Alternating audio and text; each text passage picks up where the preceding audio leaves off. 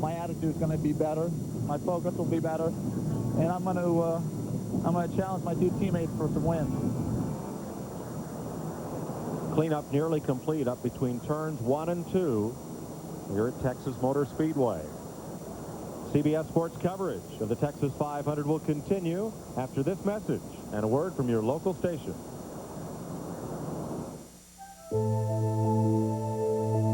Hey, what's that? What's what?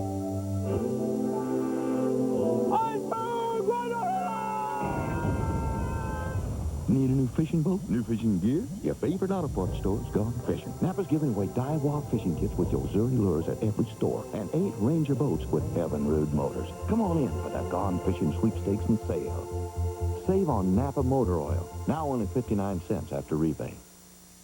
To become a legend, you must meet the challenge of Augusta National. A tradition unlike any other. The Masters on CBS. The address is CBS. Welcome home. No shirt, no shoes, no problem.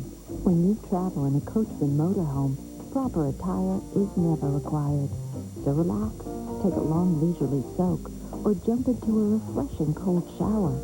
Then go ahead, eat with your fingers, and kick off your shoes. No one cares. Midstate RV Center, the world's largest exclusive Coachman dealer. Exit 46 off I-75 in Byron, Georgia. When I buy auto parts, I want to talk to people who really know what they're doing. The parts pros at Discount Auto Parts. I depend on these folks, like Rich here. I know him. He knows me. He gets me the right part at the right price every single time. Discount Auto Parts. Everything I need for my car and my truck. Everything. The parts pros save me time and money because they're smart. And they're right down the block. You work on your car, go with the pros you know. Go with the pros you know.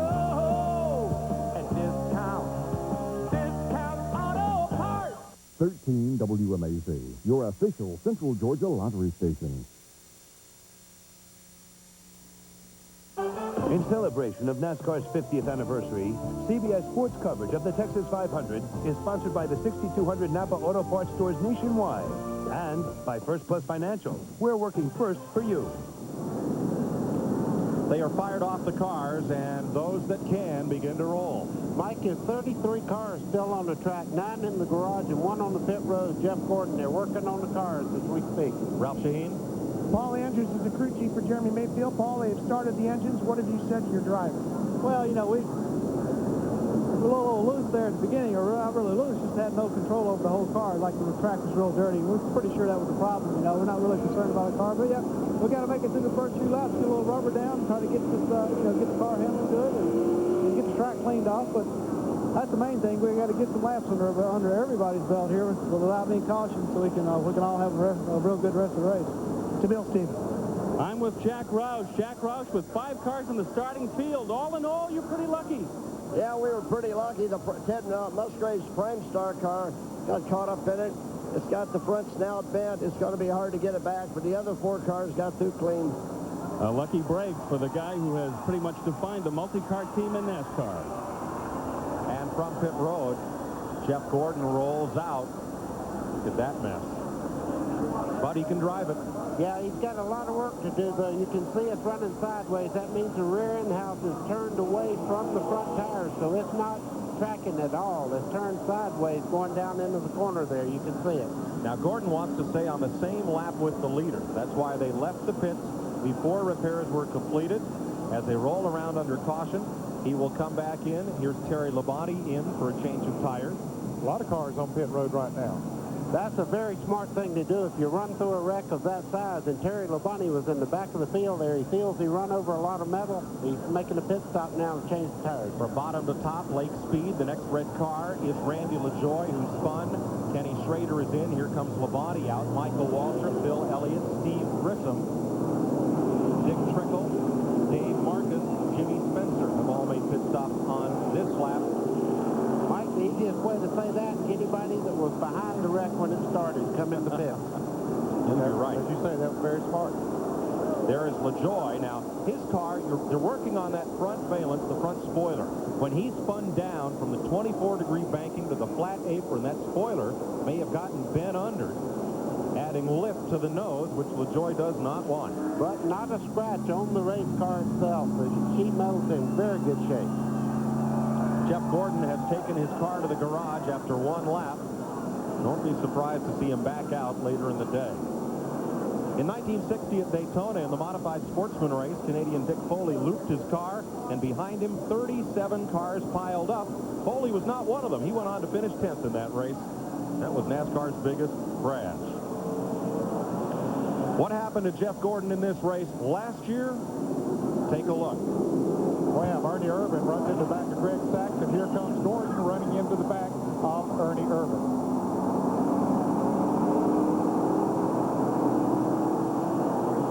2 years in a row, Jeff Gordon's car gets rumpled and crumpled here at Texas Motor Speedway. Ward Burton is your leader. Joe Nemechek started second, is running there. Kenny Irwin Jr., that's the black car, number 28, is third. The rookie, right behind him, Jeremy Mayfield. 4 top 5s in 6 races for Mayfield. Just 1 championship point behind his teammate at the top of the standing. Right behind Mayfield is Rusty Wallace in 5th place, the point leader. There's a look at Wallace. Those 2 cars are painted identically. Only the decals are different between Mayfield and Wallace. Sometimes they're hard to distinguish. A lot of times it looks like one car out there because usually when you see one, the other one's very, very close. That big red Pegasus on the side of Mayfield's car, the prime distinguishing mark between that and Rusty Wallace's. Now, Wallace's number 2 car is owned by Penske South. That's a triumvirate of Roger Penske, Rusty Wallace, and Don Miller. The 12th car of Mayfield is owned by Michael Krenefus and Roger Penske, who bought out Krenefus's original partner, Chicago businessman Carl Haas. So they are teammates in the sense of the world until you look at the title of the car, I guess. Yeah, more like brother-in-law, I guess, or I don't know. I think you're right. And right behind them is Chad Little in 6th place. 7th, Robert Presley. 8th, Mark Martin. 9th is Mike Skinner. And 10th is Bobby Labonte. Then Dale Jarrett, Ricky Rudd, Sterling Marlin, Wally Dallenbach. Gary Bradbury, whose car went down to the apron and may have triggered the accident, remains on the lead lap in 15th. Brett Bodine is 16th. Jeff Burton is 17th. Bobby Hamilton, Kyle Petty, Johnny Benson, the top 20. Rusty Wallace, champion in '89, looking to repeat some 9 years later. 5 top 5s in 6 starts. What a way to get the season started. Remember, prior to this year, he had never finished, I think, in the top 10 at Daytona, much less the top 5. And always started the season behind in the point chase. This year, he starts way up front. Well, he's had a great year so far. Consistency. Of course, he had an engine problem last weekend at Bristol, Tennessee, which hurt him, but he did hold on to the point lead, even though it was just a 1-point lead coming into this race. 5th at Daytona, 2nd at Rockingham, 3rd at Las Vegas, 4th Atlanta, 3rd at Darlington. Getting set for a restart, we go back under green in Texas. Ward Burton brings them down. Well, it's single file this time, Mike. It was double file when we started before.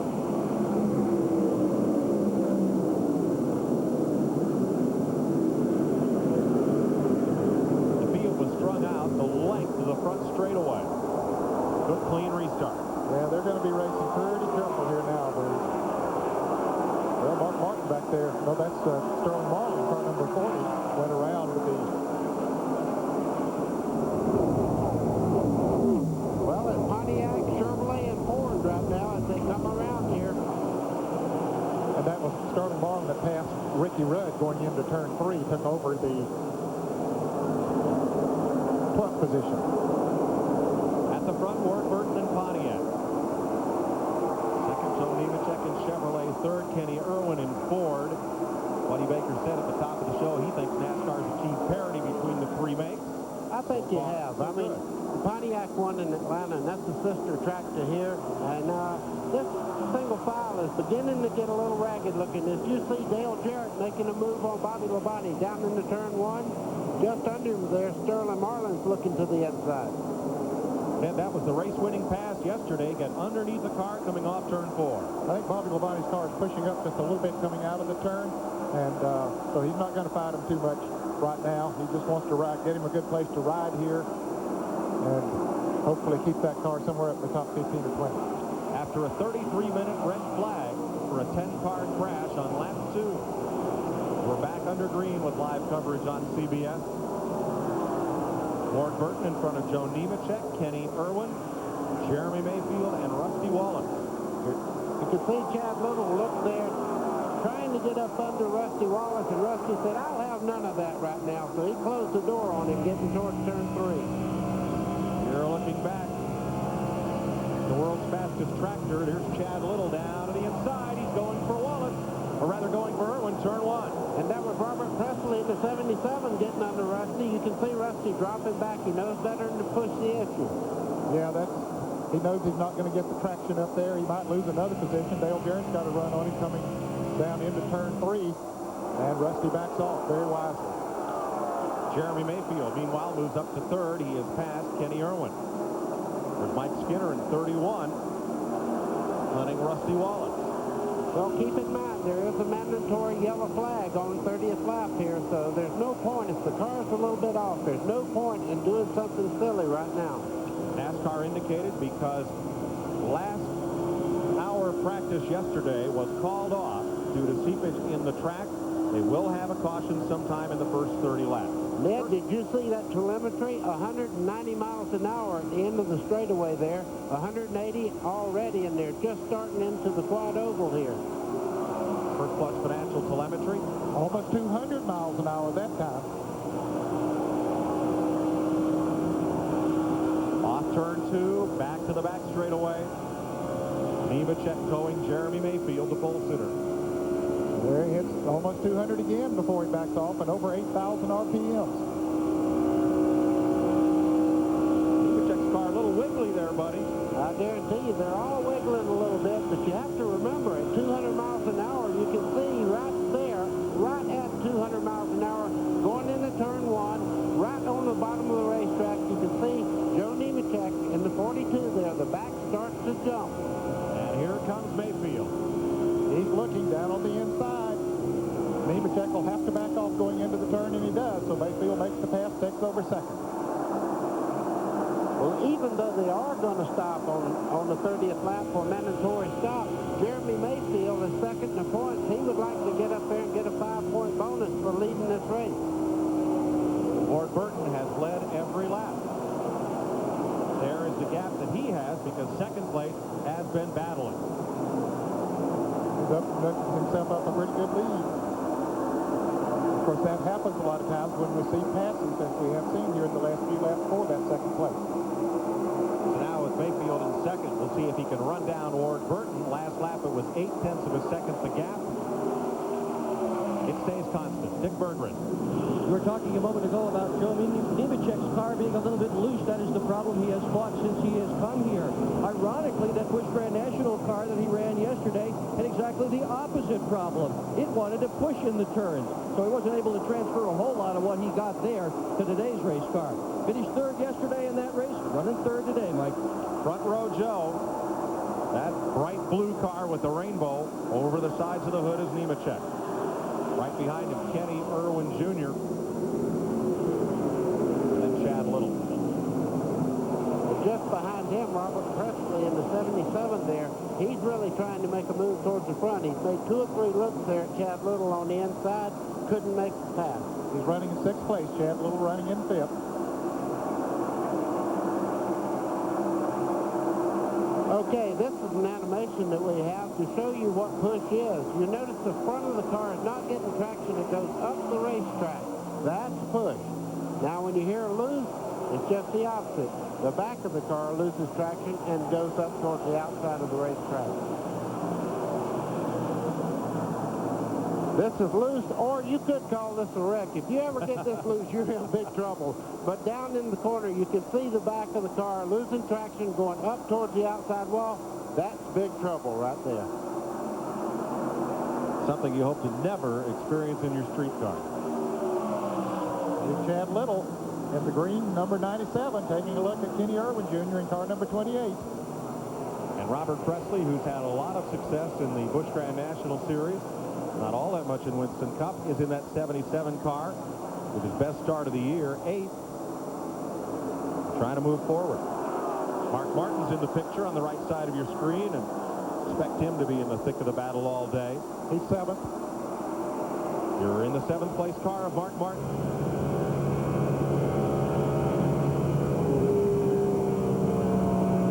And they're running right against the apron of the racetrack. Look how close to the yellow line. That divides the flat part of this racetrack to the 24-degree banking in the corner. Of course, they get pretty close to the wall when they come out of the turn. Of course, when they start into turn 3, then they widen out and dip right back down there to the inside again. There's one of the bumps there. You can see the back of the car go down as it went through the bumps through the middle of turn 4 up there. That's one thing that the drivers have complained about this week, is that radical bump in turn 4. While we're riding Mark Martin, Jeremy Mayfield is chasing down that big lead that Ward Burton had, is closing up. Let's go to Ralph Shaheen for an update on Jeff Gordon. As you can see, the crew is working feverishly on the rear end of the car. They're just about set to put this entire rear end underneath the car. This is it. It's all set to go. Here are the truck arms. This will connect to the frame. The springs will sit right on top of this. A complete rear end all set to go. As soon as they get the old one out, it's all in pulpit. Here it comes. They'll slide this in 5 more minutes. The rear end will be in. That's speedy service. The part, either the rear end or one of those trailing arms was bent. That's why they had to replace it. Mike, this is what Ned was talking about just a second ago. Jeremy Mayfield is down to about 4 car lengths on our leader, Ward Burton. Till today, Ward Burton had only led 5 laps all season, those coming at Las Vegas. He's led every one of the 22 that we've completed so far. See Burton's car moving up the racetrack just a little. He's beginning to get a little ill effects from running so hard right at the first, and Jeremy was kind of back in the pack there. He didn't cook his tires quite as much. They're a little bit cooler. Jeremy's moving right in on him. Mark Martin had a notion to try to move on the inside of Robert Preston, but thought better of it as they went into turn 3. And we're going to have a battle for the lead because Mayfield has caught race leader Ward Burton. Right there. Burton's car owner, Bill Davis, and his wife, Gail, came out here on their motorcycles. Those are BMWs from North Carolina out to Texas with the Kyle Petty. Had a great time. You can see Jeremy Mayfield's hand pretty steady getting in the corner, but he's really giving her a left-hand turn right there, right down on the bottom of the racetrack as he chases Ward Burton off turn 4. 23 laps complete. The promised caution flag, NASCAR indicates, will come out by lap 30. If there is not a caution flag prior to that for an incident, so that the teams can check the setups they put under these cars without benefit of the last hour's practice yesterday afternoon, curtailed due to water seepage in the track. There is the gap. Mayfield has been within 0.2 of a second of Burton, who has led every lap in car 22. Whoa, you can see Jeremy Mayfield get very sideways off turn 4 just then. Good catch on his part. He drops to half a second behind Burton just on that one slide. And a lap ago, Mark Martin did move around Robert Preston and took over the 6th position. And there's Martin looking at his Roush Racing stablemate, Chad Little, in the green car. Ahead of Little, Kenny Irwin in 4th, Joe Nemechek 3rd, Mayfield and Burton the leader. Looking way low, and Little giving him a little room down there. Yeah, he's giving him room, but he's got to get up there where he hears him. He's not going to just pull over and let him go.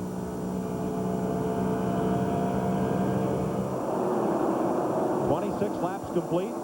Here is the race from 4th on back. From left to right, that's Irwin, then the green car of Little, then Martin and Presley. Dale Jarrett gaining on that group, as is Jeff Burton. That is an absolute Ford Taurus parade right there. Every one of those cars are Ford Tauruses. And I think they're just sitting there riding, not taking any unnecessary chances. They're being held up a little bit, I think, some of these cars, as Mayfield dashes into the lead. He went by Ward Burton like Ward and climbed on the brake. I believe he did at least let off the gas. Jeremy Mayfield, the pole sitter, to lead a lap and pick up 5 bonus points. And now, you know, technically that puts him ahead of Rusty Wallace in the points. Correct. By 4 points. Yeah, he was just one behind coming into the race. Now I guarantee you they're on the radio for Jeremy Mayfield saying, hey, you've got the lead. There's going to be a mandatory caution. Be very, very careful. You have a great car. Coming around to complete lap 29. Mark Martin still with a look at Chad Little. Nothing there. There's your leader, Mayfield. Burton now in second in the Pontiac. A long gap back to Nemechek Chevrolet third. Irwin fourth. Little fifth. Martin sixth. Presley, Jarrett, Jeff Burton, and Wallace. And the caution will wave this time on race leader Jeremy Mayfield. This is the caution that NASCAR promised the teams at 30 laps to have a chance to check their setups under the car, see how tires are wearing, because there was no practice yesterday afternoon after the Busch Grand National race. And this is not an uncommon thing, Mike. We've seen it many times in NASCAR Winston Cup racing because of certain circumstances, no practice because of weather, whatever the case might be. NASCAR will allow them to come in, check their setups, as you said, see how that tire, you can tell a lot about the chassis on how the tires are wearing. You cannot have a practice session that will tell you what race conditions are any better than this. So at 31 laps, we're under caution. Interesting that Jeremy Mayfield said that he and Rusty Wallace have completely different setups under their cars. They trade a lot of information and seem to drive a similar style and sometimes like the same setup. It's not today. But he said that they built a lot into the chassis that would make it adjustable. They put rubbers in the springs that are removable. And, of course, they can put others in there to make the springs stronger. Of course, they can make sway bar, track bar adjustments. There's a lot of things that they can do to adjusting the car. You're in Rusty Wallace, as everyone. Here comes the leaders down pit road. I think every car on the field will come in now. Pace car is going to be lonely out there. He's going to be out there by himself.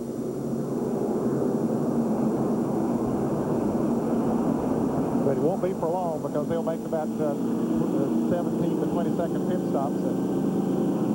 You're on board Jeff Bodine, looking ahead at Bobby Hamilton. Here's Ralph. Now the leader, Jeremy Mayfield, is in. Believe it or not, guys, he is a little bit loose when he is out in front of a car and a little tight when he's running behind him.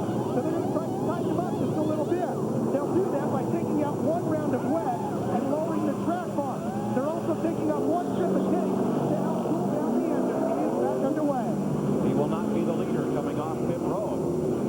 2 cars beat him out, and 3 cars were on pit road abreast before they sorted out Irwin, Labonte, and Ward Burton.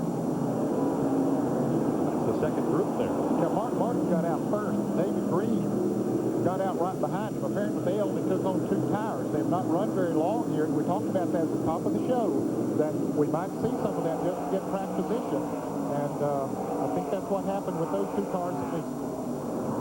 Pace car picks up the leader. And Chad Little up there behind Mark Martin. Here's Dick Burton.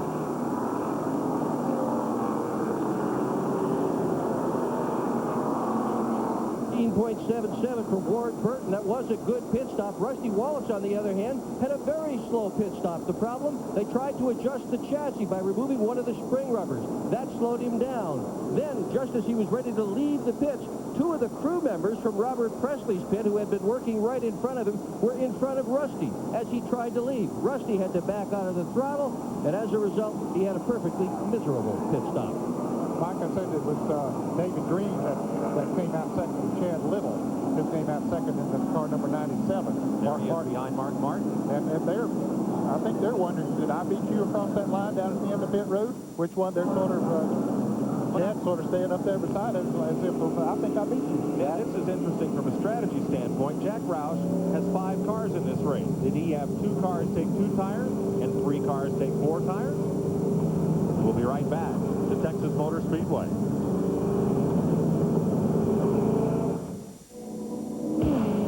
In February 1998, First Plus introduced another one of their innovative products. And at over 200 miles an hour, it's way ahead of the rest. The Bill Elliott Dan Marino Motorsports Team, brought to you by First Plus Financial.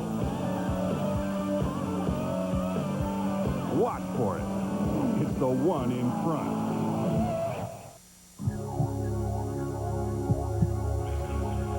Finally, after 49 years, you now have a soft drink that not only refreshes your thirst, it refreshes your sport. Drink accordingly.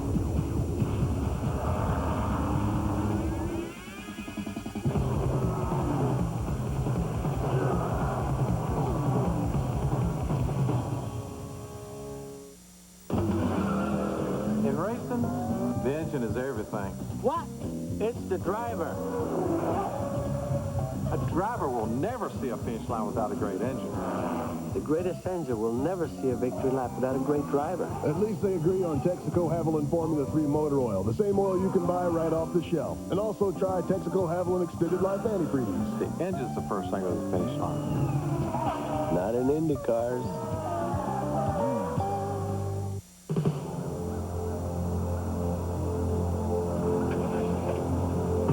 While we could give you a lot of reasons to buy Performance Friction Carbon Metallic Disc Brake Pads from AutoZone, perhaps the most compelling is this. They simply stop shorter than any brand we've ever tested.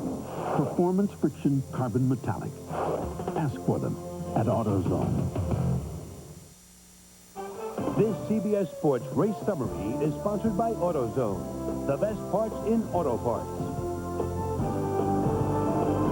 33 laps, 49.5 miles complete. 3 different leaders thus far. The lead changing 3 times at an average speed of only 128.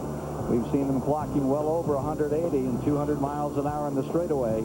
But it was that incident in the early going that cost 10 cars a chance at a win. Those are the ones that were knocked down a peg. Coming to green, and let's go to Mike Joy. The big winner on pit stops, 5th place, Terry Labonte. Started 37th, raced his way up to 23rd, and by taking on only 2 tires, Labonte is in 5th place. And that's what you spoke of at the top of the show. Drivers and teams would use strategy in the pits to get up front. Boy, it really paid off for him. Look at Mark Martin going for the lead, Ned. Down the back straightaway, down towards turn 3. Chad Pull up there and lets him go. And look at Jeremy Mayfield moving in the 12th car. Mark Martin leads for the first time today. 5 bonus points for him. Yep, Chad Little already picked up his 5. So his Roush Racing teammate Martin to the front. Terry Labonte is moving back a little bit. I don't know if those 2 tires or what the situation was, but anyway, he was moving back, and here's Mayfield going for second. And getting it. Yeah, we haven't seen too many drivers on the outside going into turn 3. Stuff it in there, 2 abreast. No, they're not that brave yet. But he'll let change as the day goes on. Oh, yeah, they'll get a little more racy, but right now, everybody realizes this is the actual start of the race. Everybody knows what to do. They've made their adjustments. They have their cars set up like you want them now.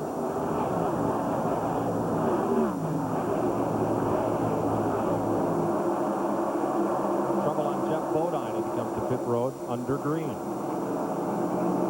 Certainly not scheduled pit stop. Must have had a flat. Phillips in car cam, and they put tires right sides on Bodine's car. Send it back out. He'll lose a lap. Jeremy Mayfield, pole sitter, and that pesky Prentice number 12 out front. As we'll get a tack reading on Bodine. First Plus Financial telemetry. Bodine re-enters the track back straight away. And it'll take him a lap to get fully up to speed.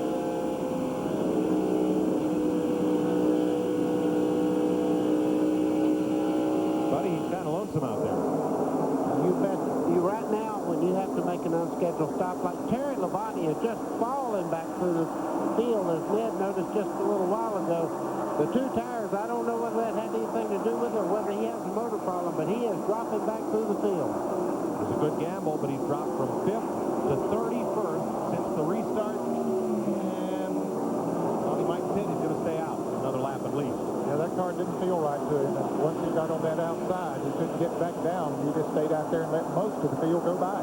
Ned, explain how the handling changes when you take only 2 tires. If you have a car, we talked about pushing a little bit ago. If you have a car that's very tight coming off of the corners, as we see Dave Marcus going by there now, the front end wants to push up towards the wall. Now, if you only put on 2 tires, that'll loosen up those left side tires a little bit and will make the car freer going through the turn. Also, new tires don't have the air buildup in them, and it really changes the way the car feels to you. A lot of times you'll feel like you have a tire problem. With more on tires, Ralph Shaheen. Gentlemen, this is the right rear tire that just came off of Jeremy Mayfield's car. Now, the depth readings are taken in here. 3/32 of an inch is what they normally are. The right rear is 2.5 all the way across. That is good tire wear here at Texas today. And he's up front. The car, whatever they guessed on that chassis, has worked out well. Tires. Dick Berggren? Yeah, we're talking about tire strategy, Mike. Interesting, last day, Mark Green did a pit stop and took no tires. The Goodyear engineers put their stopwatches on him. 50 laps later, he was running the same speed. It didn't drop off at all. And everybody else around here saw it as well. And we're going to see some very interesting pit stop strategy. Some of it has unfolded already. Chad Little in the 97 only took 2 tires on that first pit stop. So far, at least, Roush's drivers and team are all operating independently as to what they do. 2 tires, 4 tires, or no tires. Well, thanks, Dick. That answered my question. No team orders. Each of those 4 Roush teams left in the race on their own. Here's one of them. You're riding with Jeff Burton. Last year's winner, Jeff Burton, is really coming up through the field. You can look right in front there. His strong suit is off the corner. He'll take a look to the inside, most likely right there on Kenny Irwin Jr., trying to make that move going into 1. Didn't quite have the mustard to get it done just then.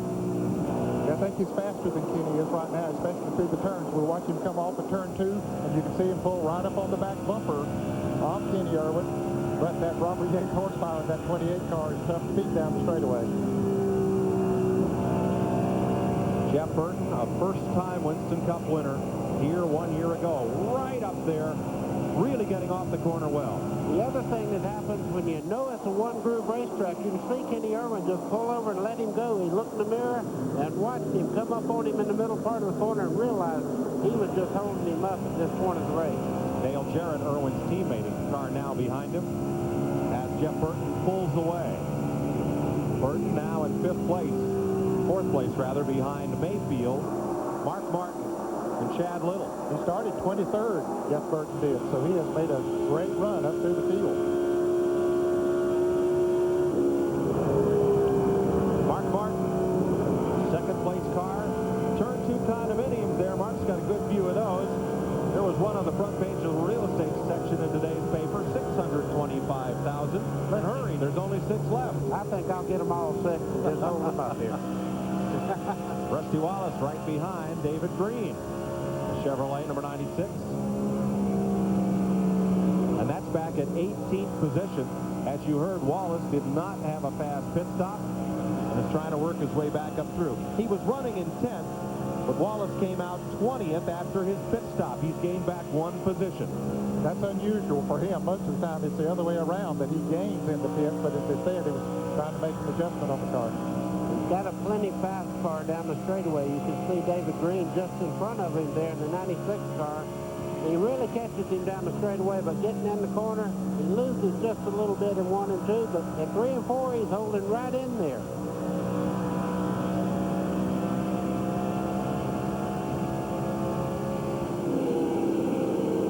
And Jeff Bodine, as we said, made that unscheduled pit stop for 2 right side tires. He's fallen 2 laps down. And he is kind of lonesome George out there. Yeah, he's out there by himself. Going into turn 1 as the leader of the race, Jeremy Mayfield comes off of turn 4. I was just fixing to say, Jeremy Mayfield's doing about the same thing. He's riding out there all by himself, too. Mayfield currently enjoys a 1.2-second lead on Mark Martin. Jeff Burton, another 0.8 of a second back. Another half second to Chad Little. Then Kenny Irwin, Dale Jarrett. Ted Musgrave back in the race after that lap 2 crash. There is the gap. 1st to 2nd.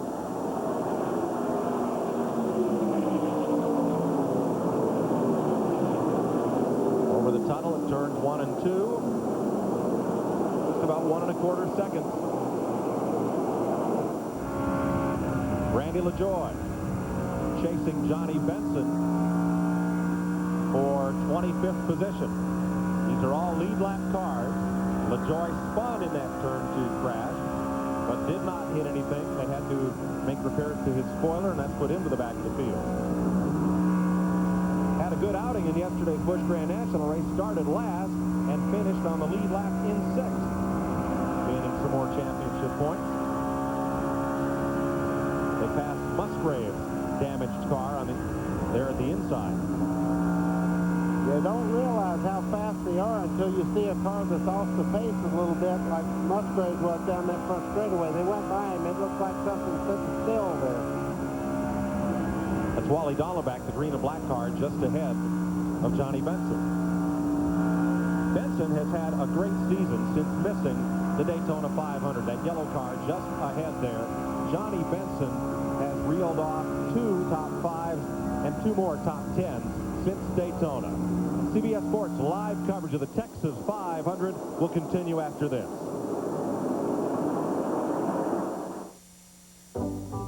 It's the bargain of the month from Coast to Coast, Service Star, and True Value. And this month you'll save big bucks on...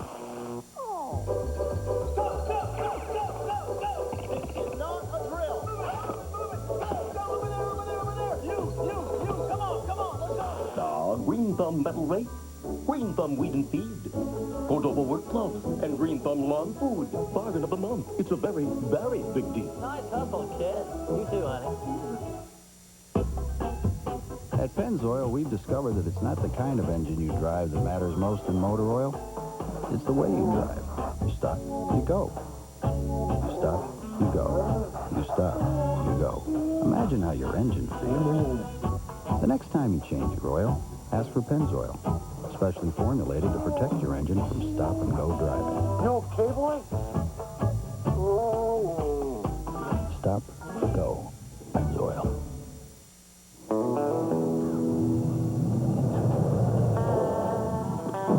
After 50 years of sponsoring professional rodeo, you learn a few things about horsepower.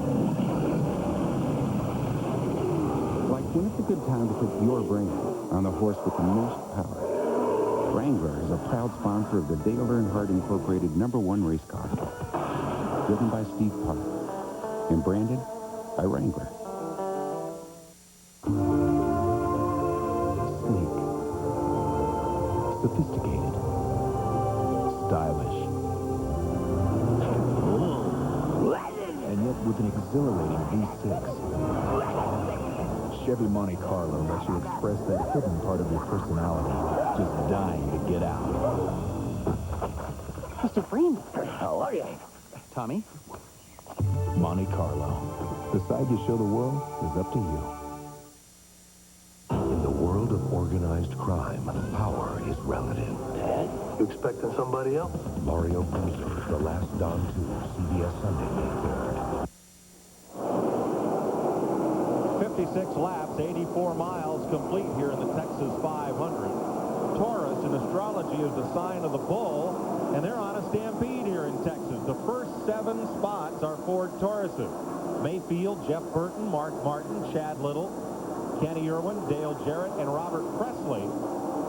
Ward Burton's Pontiac is the first GM car in 8th, followed by Joe Nemechek's Chevy and that of Kyle Petty. Well, we talked about the domination of the top 10 finishes by the Taurus, and it might be back to the wind tunnel. Dale Jarrett has passed Robert Presley. Now, Presley has called up to Jarrett.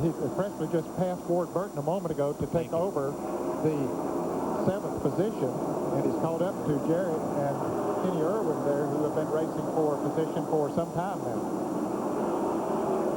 Irwin is 5th, Jarrett in 6th, and Presley in 7th, and they're going to pull it inside of Ted Musgrave, number 16.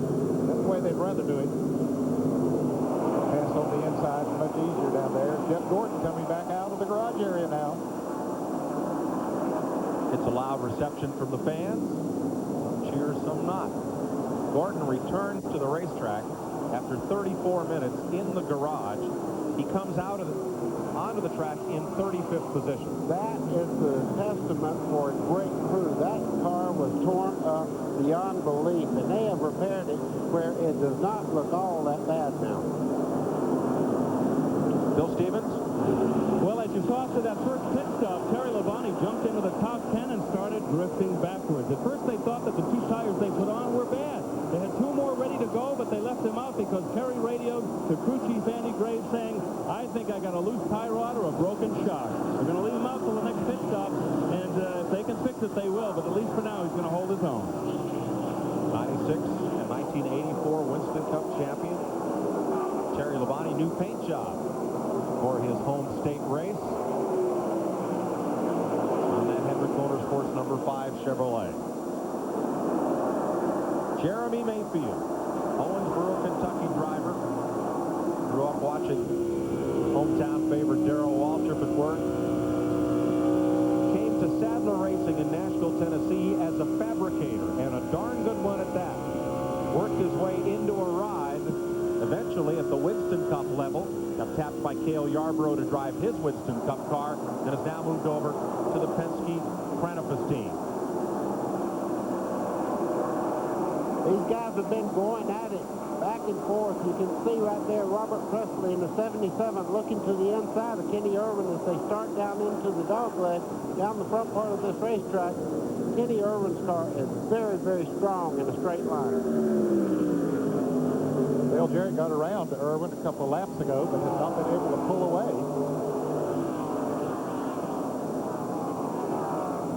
Mike Skinner down on the apron, and he had run in the top 10 in the early going here. He's on pit road. This would be an unscheduled pit stop.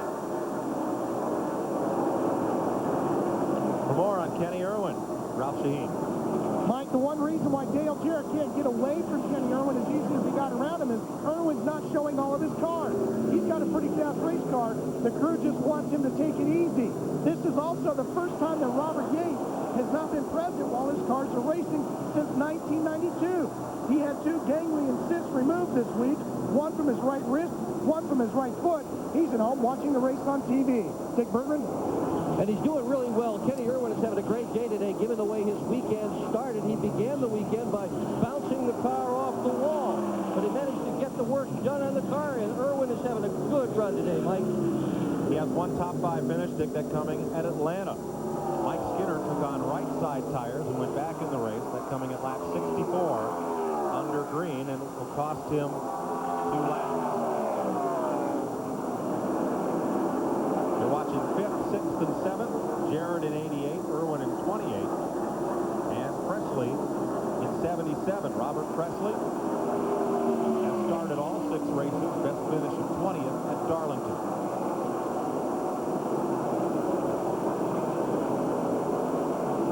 You mentioned Jeff Gordon came back on track. He's not up to speed, but he is making laps. He came back out in 35th and currently holds that position. It would be hard to move up without more attrition. Bill Stevens. Jimmy Spencer started 39th, has moved up to 17th. Crew chief Donnie Wingo not really that pleased with the last pit stop they had because they made the car a little bit too tight. Now they want to loosen it up on the next pit stop, and thanks to Buddy, we know exactly what I'm talking about.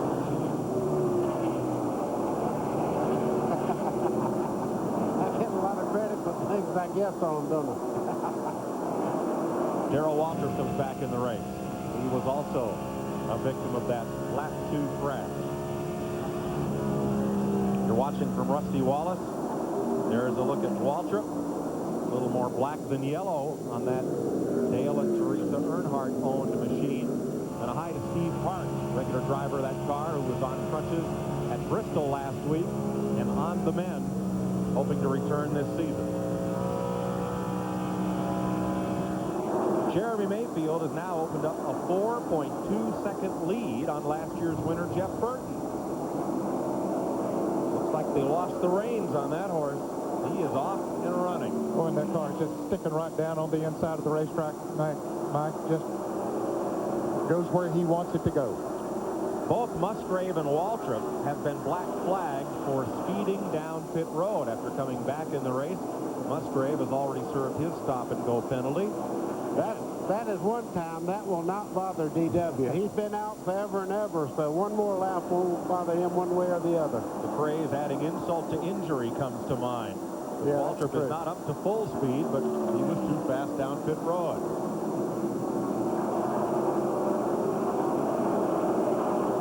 For more on Darrell Waltrip, Bill Stevens.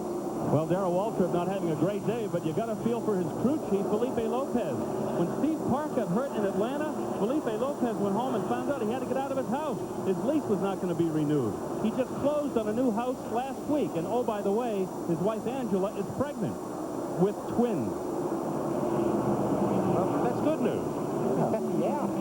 He's going to be busy, but that's good news. There's Jeremy Mayfield. Boy, just cruising on. Get used to the side of that car up front. Mayfield has always shown talent since he first came to Winston Cup. We ride with Bill Elliott, currently posted in 12th position as our First Plus Financial cam. 71 laps complete in the Texas 500. We'll be right back.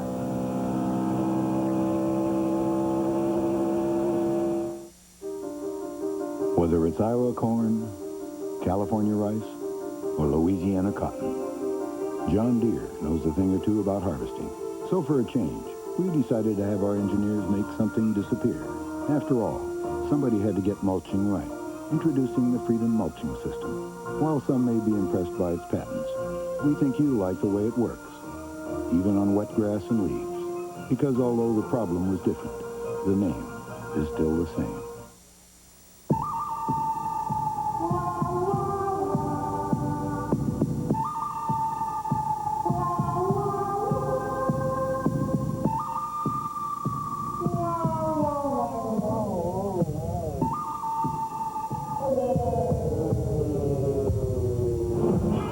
Mobil 1 synthetic motor oil is from 35 degrees below zero to 475 degrees above. Nothing outperforms Mobil 1. To some TNN viewers, our country is music. To others, it's cars.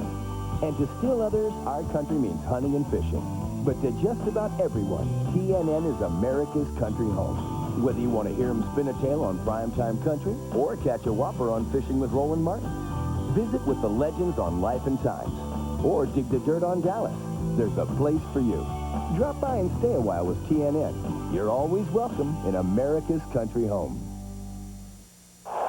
Troy Aikman is back to pass. He's looking, look out. Oh, Aikman goes down. He had a man wide open. What was he thinking? Brute, it's all part of the game. All right, guys. Same play.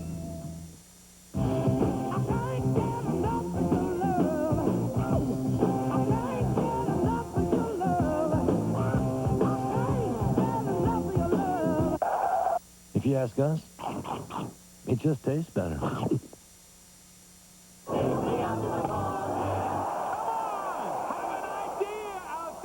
Dad, others. CBS Monday.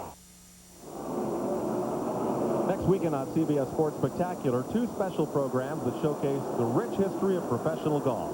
Saturday, a documentary-style look at the co-founder of golf's most prestigious tournament, the life and times of Bobby Jones. Sunday, one of the great rivalries shines again on Shell's Wonderful World of Golf, Hogan versus Snead Revisited. Nobody covers NASCAR like CBS Sportsline. Latest news and standings from the track. In-depth columns and driver bios, video highlights, interviews, and more. Get on the fast track at cbs.sportsline.com. 76 laps complete in Texas. Jeremy Mayfield now with a 3.2-second lead, and he's about to lap Terry Labonte. Oh, we almost saw a little collision there between Randy LaJoie and Wally Dallenbach as they were getting into the corner there. Dallenbach had to get on the brakes very, very hard. Dallenbach in the green 46 that Jeremy Mayfield is putting a lap on right now. Dallenbach is in 27th position. That is Lake Speed just there in the 9 car. And one thing they don't want to do is go a lap down. So he turned up the wick a little bit there, turned the intensity up, trying to keep him getting lapped. But the way Mayfield's running right now, I don't think he can hold him off. Lake Speed, that red machine with the cartoon characters all over it. He just missed being involved in the incident at lap 2. Mike Skinner earlier thought he had a tire going down, pitted for right sides at lap 64. He's back on pit road as Mayfield continues to eat up this field.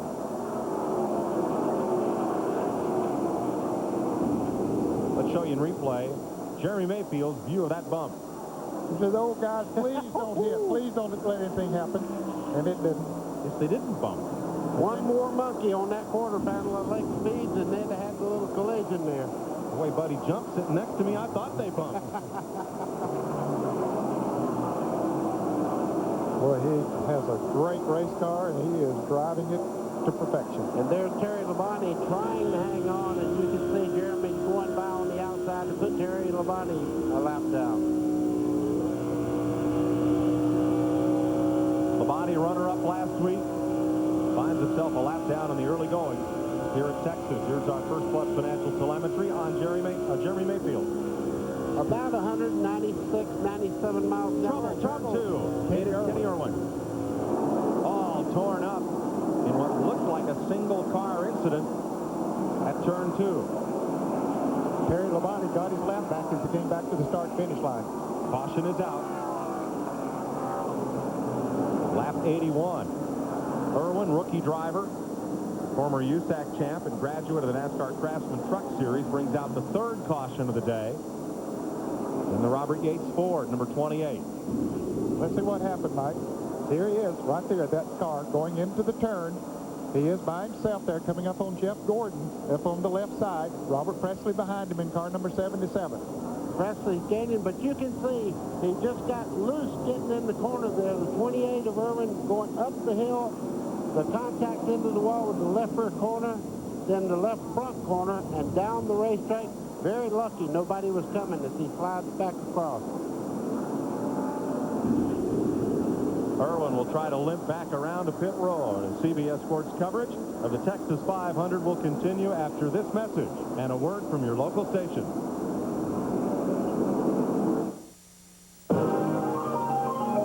This place is going bananas.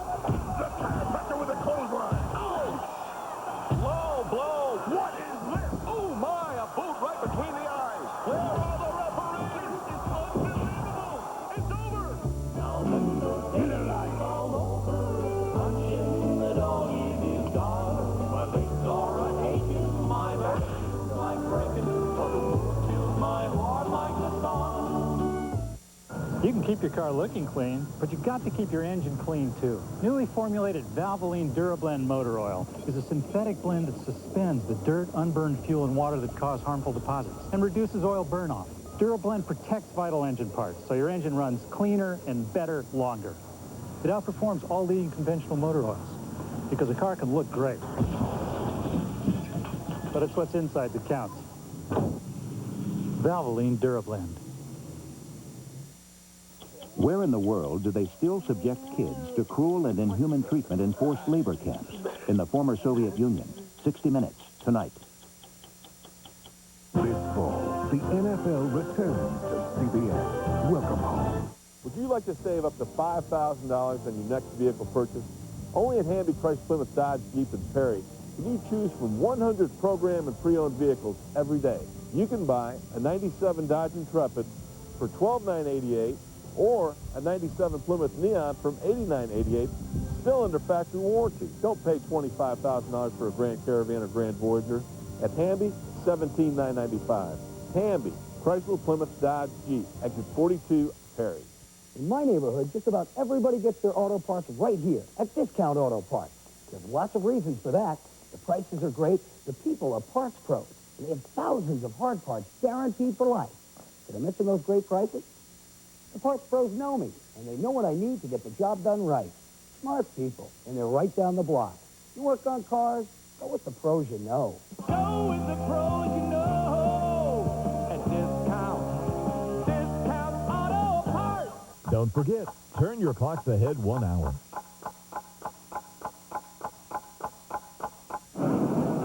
Where in the world do they still subject kids to cruel and inhumane treatment on forced labor camps? In the former Soviet Union. 60 Minutes tonight. Followed by Touched by an Angel and the CBS Sunday night movie, The Patron Saint of Liars, starring Dana Delaney and Ellen Burstyn. Sunday, May 3rd, experience the saga that begins where The Last Don left off in the most anticipated television event of 1998. Mario Puzo's The Last Don, CBS, May 3rd. Ken Squire. Still under the second caution of the day at lap 83. We're celebrating NASCAR's 50th birthday this year. And here's one of the fellows that helped light that very first candle. 50 years ago on a 3/4 mile dusty track down in Charlotte, North Carolina, Jim Roper won the very first race in what would become the Winston Cup Series. Sure is different today, huh, Jim?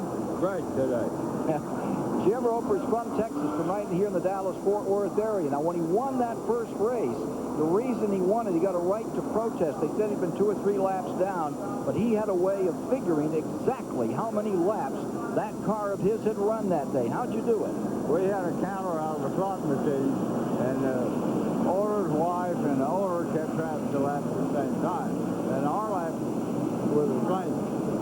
So with a slot machine, he gave him the exact number of laps that he'd run, and he was able to file a protest against Glenn Dunaway, and he came out the winner. Hey, Jim, congratulations on that first win and getting all this started. Nice to have you here. Thank you, sir. Jim Roper, who did it first. Charlotte, North Carolina, 50 years ago.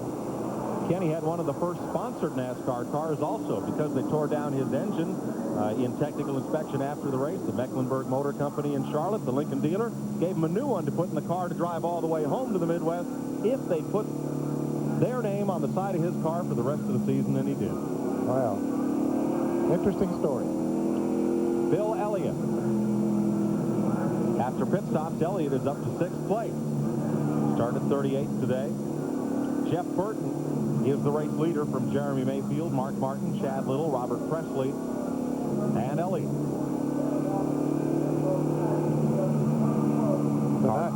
Excuse me, go ahead. The 99 car of Jeff Burton beat everybody out of the pits. So he has become the leader as we get ready to restart here. Jeremy Mayfield is in 2nd place.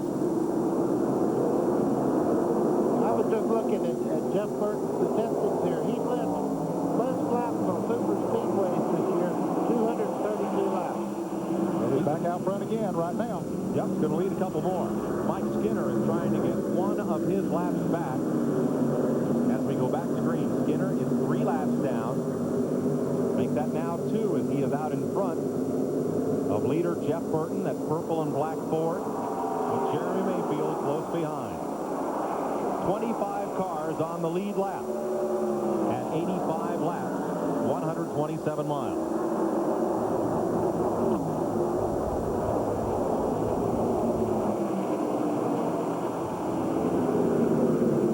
This is the most bunched up that we've seen him for a while. Bill Elliott got caught up on the outside there for a little bit. He apparently only took on 2 tires, made a great pit stop. Kyle Petty also was far back in the field, and he apparently only took on 2 tires.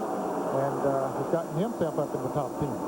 6 Ford lead the Pontiacs of Ward Burton and Kyle Petty. Here comes Jeremy Mayfield like a rocket ship off turn 4 of the 12. You're riding with him down towards turn 1. There have been 3 stock car races, NASCAR races on this track with NASCAR. Whoa, you can see the 99 gets very sideways. Jeff Burton almost lost that car. He did lose the lead. Mayfield's back in front.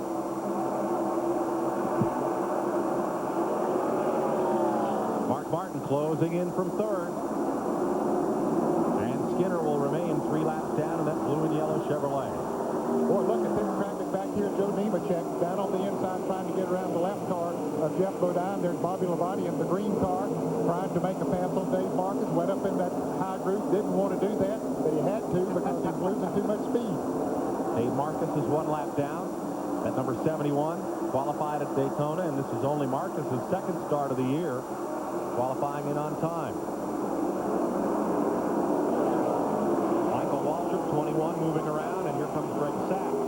Dale Yarborough's number 98. Steve Grissom just behind the 98 there. A fact.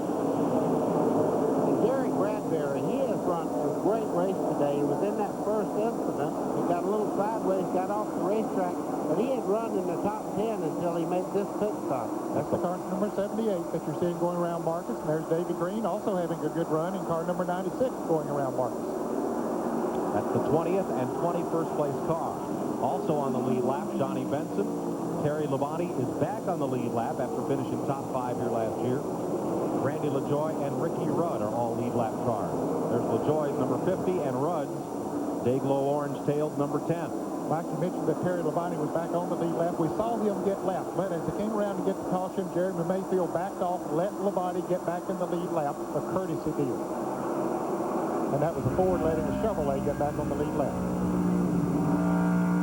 Out the back of Randy LaJoie's car. That camera sits right on top of the rear bumper, right where the license plate bolts would be.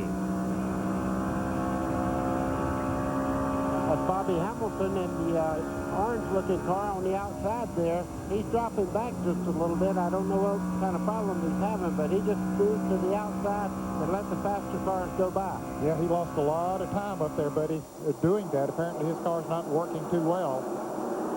Battle for 7th place. That's Bill Elliott moving to the inside of Brett Bodine, who is 2 laps down. Brad is running in the 27th position. Scoring now showing him 1 lap down. Oh, be careful. Dale Jarrett squeezing by the inside there of Bodine as they head down towards the back straightaway. And look here, Jeff Burton has retaken the lead. 92 laps. Everybody was in at lap 30.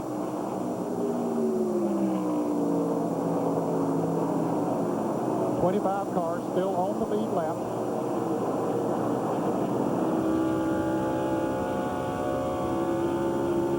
Well, what do you think? Has Mayfield just decided to ride a while in a safe spot here?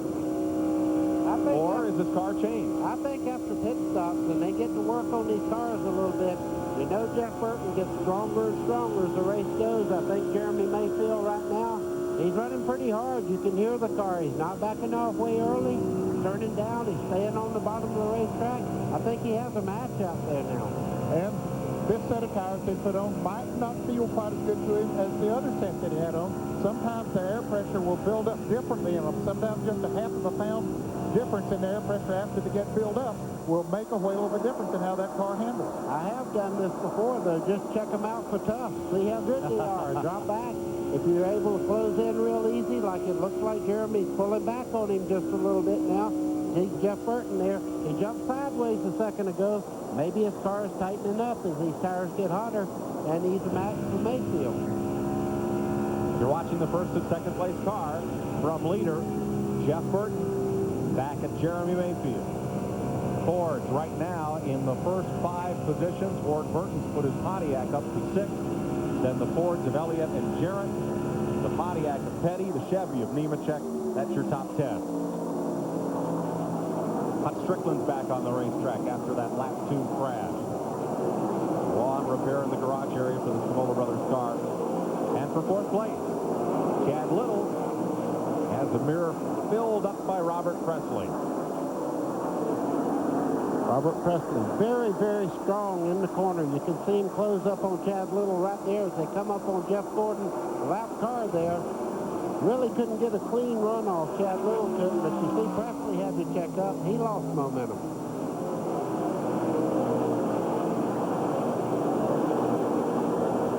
Up front, it's still 1/4 of a second between Burton and Mayfield. Mike, I don't know if we mentioned that Hut Strickland has come back out on the racetrack also. He just now came back into the pits, but he's going back out again. And just that one lap gain in 4 positions over cars that had retired. Mike, you can see Jeremy Mayfield moving in within a car length now of our leader, Jeff Burton, there in the 99 car. But just behind him, there's a teammate Ralph's car coming up. You can see him coming into view there, Mark Martin. For more on our pole sitter and second place car, here's Ralph. Paul Andrews is a crew chief for Jeremy Mayfield. What did you do on that last stop, and how is he handling now? Well, both stops we tightened the car up a little bit. Need a little bit more yet. You know, the car's a little free at the beginning of these runs. It's taking about 30 laps before you get used to it. So we need to be a little tighter than this. But everything's pretty good. We've got a real fast race car, you know, and I think we're going to be here all day.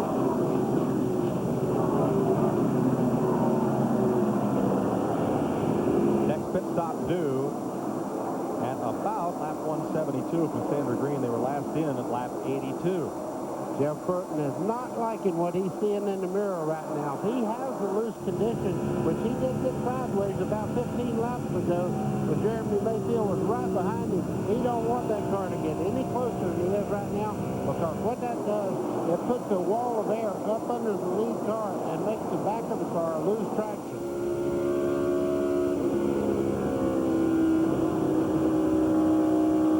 What Burton's car right now looks tied right down to the bottom of the racetrack.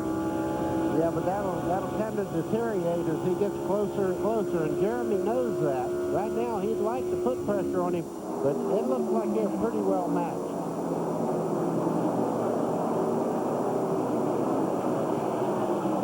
If you're Jeff Burton right now, how concerned are you with looking in the mirror as opposed to what's out front?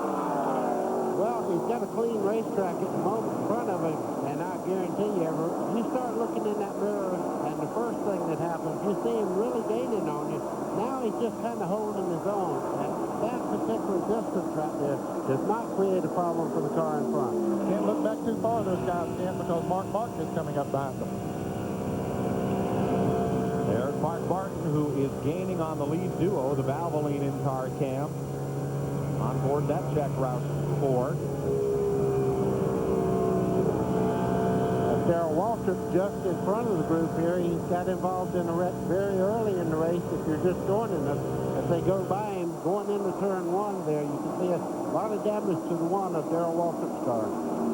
Waltrip's own team, car 17, has been sold to a Texas businessman who will take about a 4 to 5 month hiatus. Dale Earnhardt needed a full-time substitute for injured rookie driver Steve Park. Called on old Bo Waltrip to fill the seat.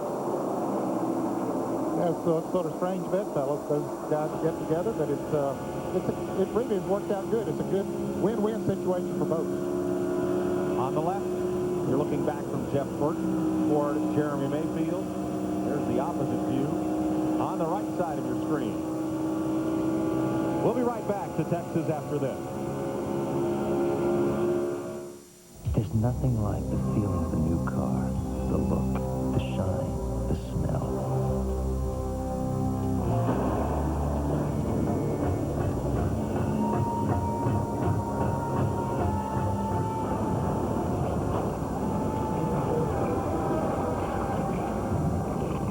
We bottled it.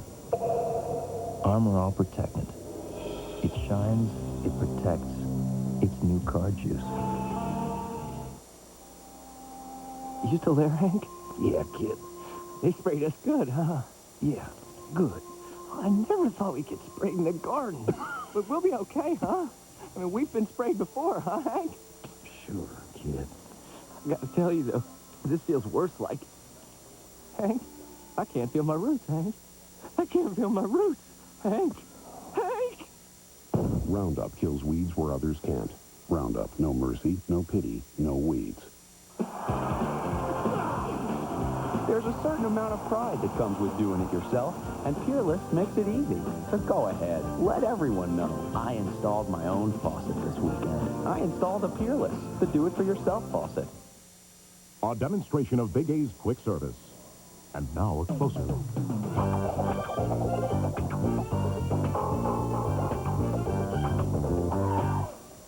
That'll work. For fast service, go to the pros. They are guardian angels on wheels. Knights in shining armor who ride like the wind. And when lives are at stake, they are the cavalry that always comes through. That's why Texaco tests and retests clean system-free gasoline under extreme emergency conditions. For all our heroes, for all of us, Texaco, a world of energy. This CBS Sports Race Summary is sponsored by Texaco, a world of energy. 106 miles complete, 106 laps, 159 miles, 5 leaders, and 9 lead changes, and the speed is escalated to 137 miles an hour. Well, there you see those crash victims from way back at the outset. Several cars have been able to get back out here. Kevin LePage is still working, trying to get out here and score some rookie points after the problems that Kenny Irwin has suffered. And there's your new leader. It's Jeremy Mayfield out in front, and with more of the call, here's Mike Joy. While we were away, Ken, Robert Presley also passed Chad Little. That was for 4th place. Let's show you how Mayfield got the lead back. You can see Mayfield has really cut down the burst there. I don't think that Jeff Burton likes his car in front that much, and he just dropped back there, and the cat and mouse game continues. Man, it looked like Burton, did he have a hand in the air there? It really looked like he pedaled it. Yeah, I think he pedaled it and just let Mayfield go on by, because I think that he was making him loose back behind him there, and he didn't like the feel of the race car. So Jeremy Mayfield is out front. You're watching live now as Jeff Burton holds at about 0.3 of a second behind. Mark Martin is 3rd. Robert Presley is 4th. Chad Little is 5th. Here's the battle for 9th place on back. Rusty Wallace in the number 2 car. Joe Nemechek just ahead. Bill Elliott just behind. Rusty Wallace is almost half a lap behind, Mike. He's a little over 14 seconds, and they're turning this track in about 30.5 seconds right now.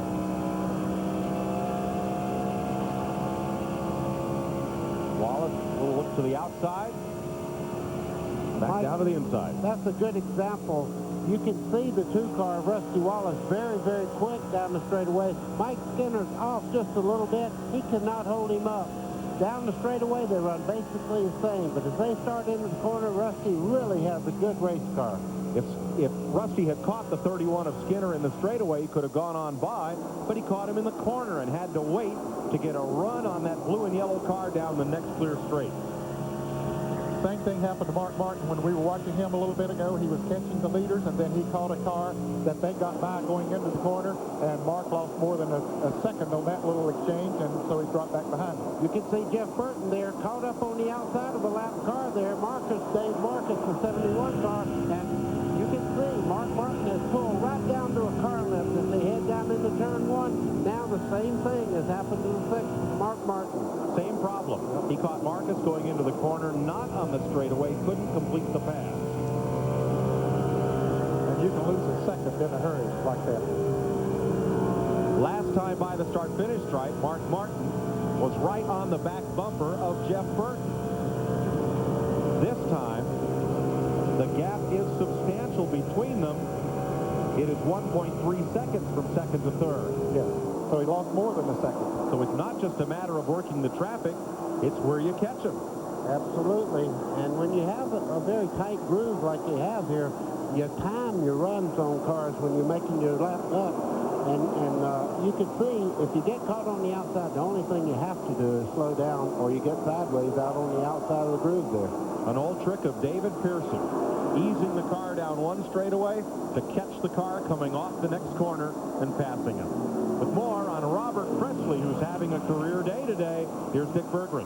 He sure is, Mike. His best ever career finish in Winston Cup is 4th. Michael McSwain is his crew chief. Where is all the speed coming? You're in 4th right now. Well, we run this good all year with the Jasper engines, 4 cars.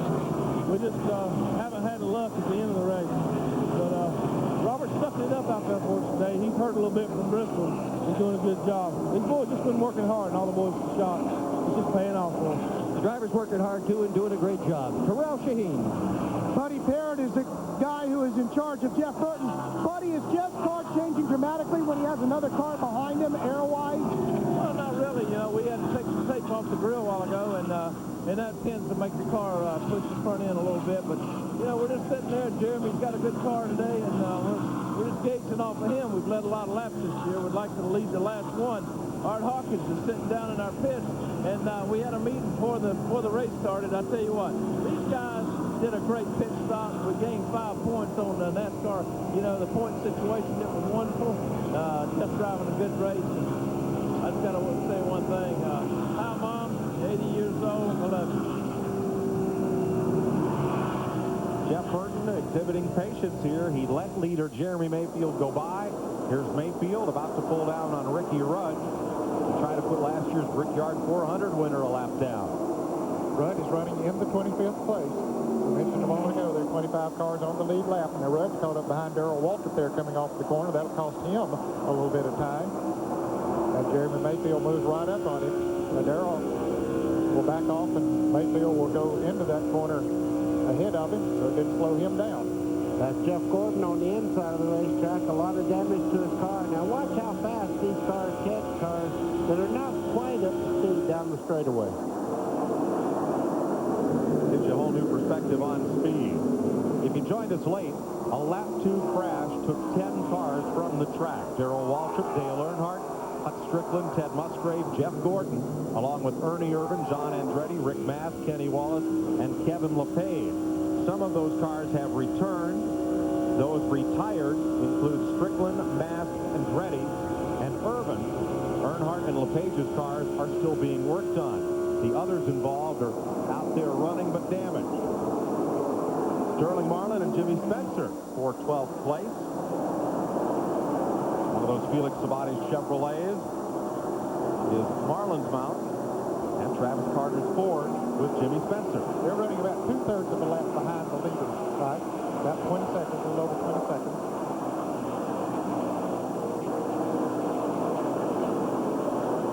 Let's check with Bill Stevens.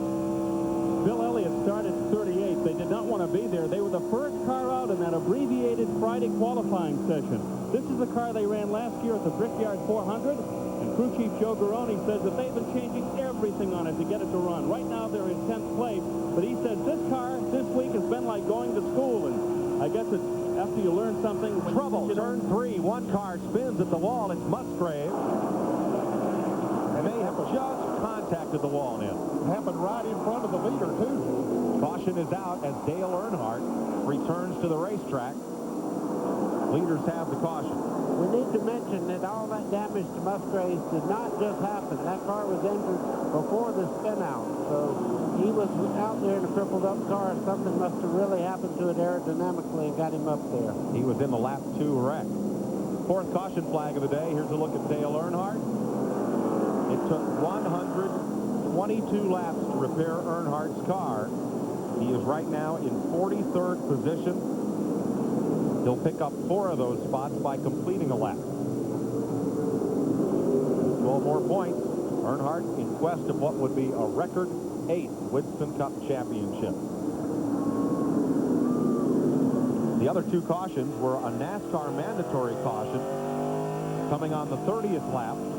Because of no happy hour practice yesterday, the teams wanted to check their setup. And then on lap 81, Kenny Irwin crashed by himself in turn 2. You see that red flag? That means the pit road is closed until that green flag comes out. Now it's open. And everyone who was last in at lap 82 should come in. Ricky Rudd had just been overlapped by the leader. He will stay out along with the other cars that are 1 or more laps down. All cars on the lead lap, there are 24 of them, are in. This was a big break for some drivers. We mentioned that Spencer and a couple of those are back there. Sterling Marlin were 20 seconds behind. Now they caught up. Let's go to the pits and route. Ned, it's pretty much the same thing for leader Jeremy Mayfield. They're going to take a half a round of wedge here. They're going to lower the track bar a little bit. They're going to change 4 tires. They've done the same thing on every stop. They still want to tighten this car up just a little bit more. Mayfield gets out just about even with Jeff Burton. Oh, I don't know how they'll call that one at the line, but Mayfield pulls out ahead. See a little jostling for position. That final white line at the end of pit road is where the NASCAR official stands and judges who gets off the pit lane first. 4th caution of the day, 18.8-second pit stop for Jeff Burton, 19.2 for Jeremy Mayfield, who came in leading. Randy LaJoie. See what he saw going into the turn? Oh, that's what happened to Ted Musgrave. Yeah, that's a little more an aerodynamic problem there. Wow, he came up on him in a hurry. I'm sure that Ted Musgrave did not realize that he was coming for that bottom groove like that. See, there went the leader. It happened right in front of the leader. Watch for Mayfield, number 12. Already gone past. going by there. See, Randy LaJoie was trying to lap past Musgrave on the inside. No more inside. Well, Musgrave was on the high side of the racetrack. Randy thought he was going to stay up there, so he went on into turn full speed. But there was a car just directly in front of them that made Musgrave go up. He was running a very slow pace. Randy LaJoie has right front corner damage to his Hendrick Chevrolet. We'll be right back to Texas after this. Hi, I'm Dan Marino. No, I'm Dan Marino. No, I'm Dan Marino. Sometimes things can get pretty confusing, especially with all the home equity lenders out there. So how do you decide where to go? Well, First Plus is the nation's largest and original 125 lender. They help thousands of homeowners lower their monthly payments each and every month, and they can help you too. There's no fee to apply, and even the phone call is free.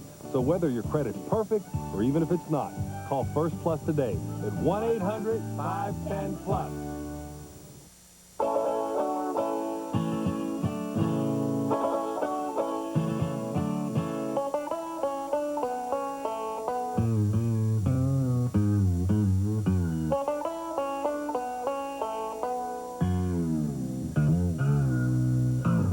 From 35 degrees below zero to 475 degrees above, nothing outperforms Mobil 1. Mobil 1 0W30, superior protection when you start your car. When I'm out on the bay, I'm in my element. That's what I live for. It's kind of like this flame inside of you. It just doesn't quit. The environment treats everybody the same way. And if you're not prepared for it, it can be miserable. If you get cold, wet feet, it's time to go home. Get the hell out of there. Amen, bro. You have to have the equipment to match the environment. Wolverine DuraShocks, the world's most comfortable boots, guaranteed. I'm wearing Wolverine boots. Wolverine, boots and shoes since 1883. What you're seeing is amazing, because this tire is flat. That's right. Moments ago, it was punctured and lost all air pressure. It's the new Goodyear AquaSteel Run Flat. If it weren't, this is what could have happened. Instead, the new AquaSteel drives you up to 50 miles at 55 miles per hour to safety. New AquaSteel. Only from Goodyear. CBS Wednesday. Michael Hayes is taken hostage. What do you want? We're out of time. David Caruso is Michael Hayes. CBS Sports presents the Masters. Tiger Woods defends his title against an honor roll of the game's best. Thursday and Friday night highlight shows, live third-round coverage Saturday, and the final round Sunday, 4 p.m. Eastern Time, here on CBS. Nobody covers NASCAR like CBS Sportsline. Latest news and standings from the track, video, highlights, and more. If you're on America Online, go to keyword CBS Sportsline. Back under green. Jeremy Mayfield won the race off pit road ahead of Jeff Burton. Dick Trickle is up to third. Dick Trickle drove a great race today in third place. Tore his original car up that he planned to run here in qualifying the other day. Junie Donlevy, you have to feel good. He's back home getting over heart surgery. We're thinking about you, buddy. Want you back at the racetrack as fast as possible. Made a great pit stop. Hamilton took on 2 tires for Dick Trickle, but here's the battle for the lead, Mike. Jeff Burton back to the front, last year's winner. Here comes Trickle to second place. Yeah, he wants part of that action. Dick Trickle, 56 years old, winner of over 2,000 short track races. Rookie of the Year in Winston Cup at an age when a lot of folks have hung up their helmets. You can see Trickle's car begin to push out in the center part of the corner. He lost a little momentum there. As Jeremy Mayfield looks back of that car down the straightaway, very fast in the straight line, but I think Trickle's car is a little bit loose in the center part. You see him go back up the racetrack, right in the middle part of the corner. Mayfield had to check up a little bit. That's probably because of his 2 tires that he just took on. Mayfield gets him in the back straightaway. More on Dick Trickle. Here's Dick Berggren. Mike, this is an absolutely heroic run by Dick Trickle. He did demolish his car at time trials, and recall, there was no practice after that. So this is a backup car. They had a grand total of 12 laps on on this thing before the green flag dropped today. And here he is running in third to Bill Stevens. And the reason they're doing so well after that last pit stop, a two-tire stop. Tommy Baldwin Jr. just told me, hey, we rolled the dice, but so far, it's coming up our number. Tommy's dad in action in the modified tour race today at Thompson, Connecticut. Here's Robert Presley. We're watching. We talked about how good he was running. He was up in the top 5 before they made that pit stop, Mike. But he dropped back to the 9th position on that pit stop. So he lost ground, trying to gain it back now, running on Rusty Wallace. Dale Jarrett to the inside on Dick Trickle. Makes the pass. Third place now for Jarrett. Now, I thought Junie Donlevy had painted the roofs of all his cars green because he had trouble finding them on television. This one's black, just like they started the season. Let's check on that. For more on leader, Jeff Burton, here's Ralph. Mike, for Jeremy Mayfield, they're playing with the track bar and wedge to tighten him up. For the leader, Jeff Burton, they're playing with wedge and air pressures to get the same result. They need to tighten him up a little bit. So they adjusted the air pressure, messed with the wedge a little bit. I think he's good to go now. Wow, did you hear Buddy Parrott? That tells you how much you can believe a crew chief when he tells you what the car is doing. You just heard he's trying to tighten that car up. They don't jump sideways because they're pushing. Jeff Burton 1.2 seconds ahead of Mayfield. Dale Jarrett, Chad Little, Dick Trickle, Mark Martin, that's 6 Fords at the front of the field. Then Ward Burton's Pontiac, Joe Nemechek Chevrolet, Rusty Wallace, and Robert Presley, the top 10. 24 cars, still on the lead lap. Randy LaJoie, who made crash damage repairs under that caution, came in twice. He's the last car on the lead lap. So to Bill Stevens. Well, we were impressed with Bill Elliott's pit stop 2 pit stops ago, helped him get into the top 10. In the last pit stop under yellow, he went out and had to come back in again. They had to take out those rubber boots, those little rubber donuts they stick in the springs to help shore up the suspension. They forgot to do it the first time he came in. They brought him back in, and he's off the pylon now. 22nd place for Elliott. He had climbed to 8, as you see on the graphic. And now, that track position then, having to come back in that second time, that's really hurt Bill Elliott. Yes, it has. And it's got some cars that are going to be awfully hard to pass back there. There's one up toward the front that's looking awfully hard to pass. Dale Jarrett is coming to the front. He is doing that. Dale Jarrett. Greg Sachs. Hard in the wall, turn 2. No other contact. Everybody slows up, and the caution flag will wave for the 5th time today. Sachs was one of those 24 cars on the lead lap. Former Firecracker 400 winner. And named by a poll at Stafford Speedway as one of the top 50 modified NASCAR drivers of all time. Having a tough day today.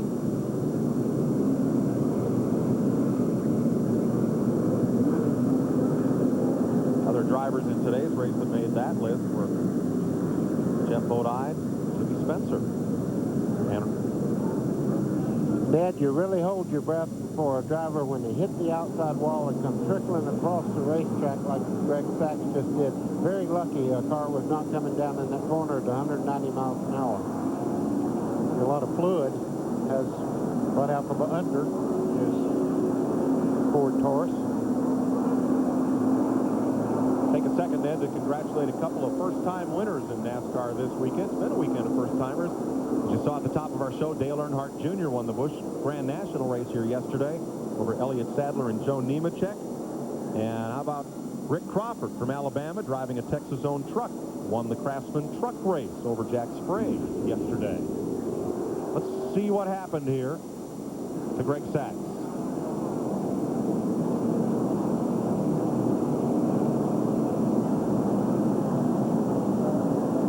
Middle of your screen. That's Greg Sachs right there, getting into the corner. Coming under Jeff Bodine, and they make contact. And Greg turned it back the other way and slammed straight into the wall. Let's ride along with Bill Elliott through that one. Sachs and Bodine, old adversaries from the modified circuit, getting together.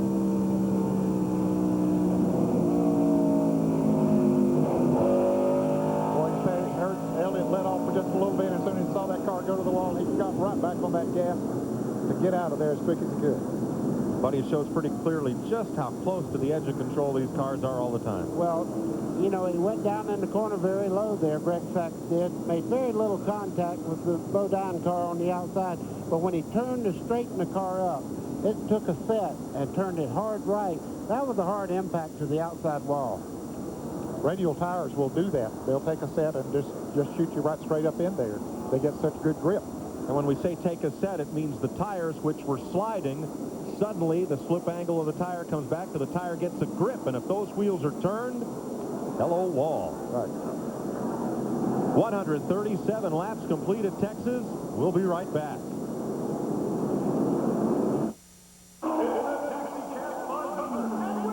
When you learn to drive. At Pennzoil, Here we go. we make motor oil that performs under the harshest conditions.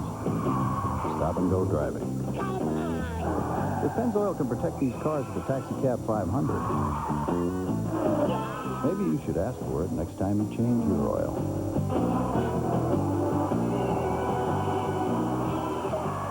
Stop, go. Pennzoil.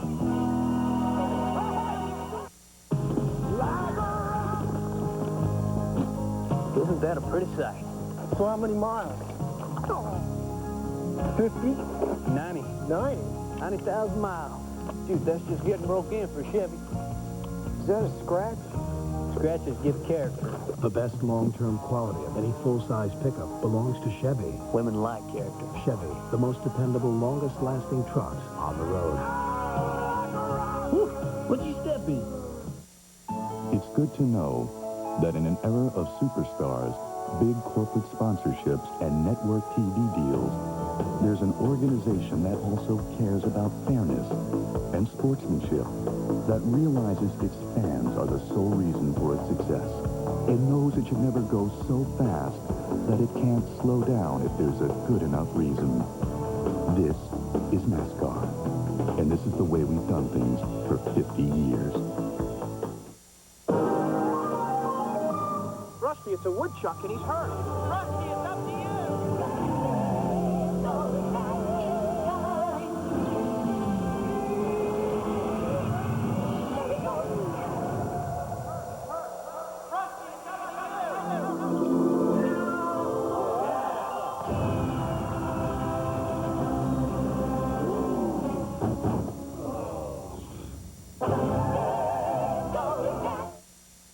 Did a Navy SEAL risk the safety of his men to win a Medal of Honor? I'm giving you an opportunity to defend yourself. Montel Williams guests on JAG, CBS Tuesday.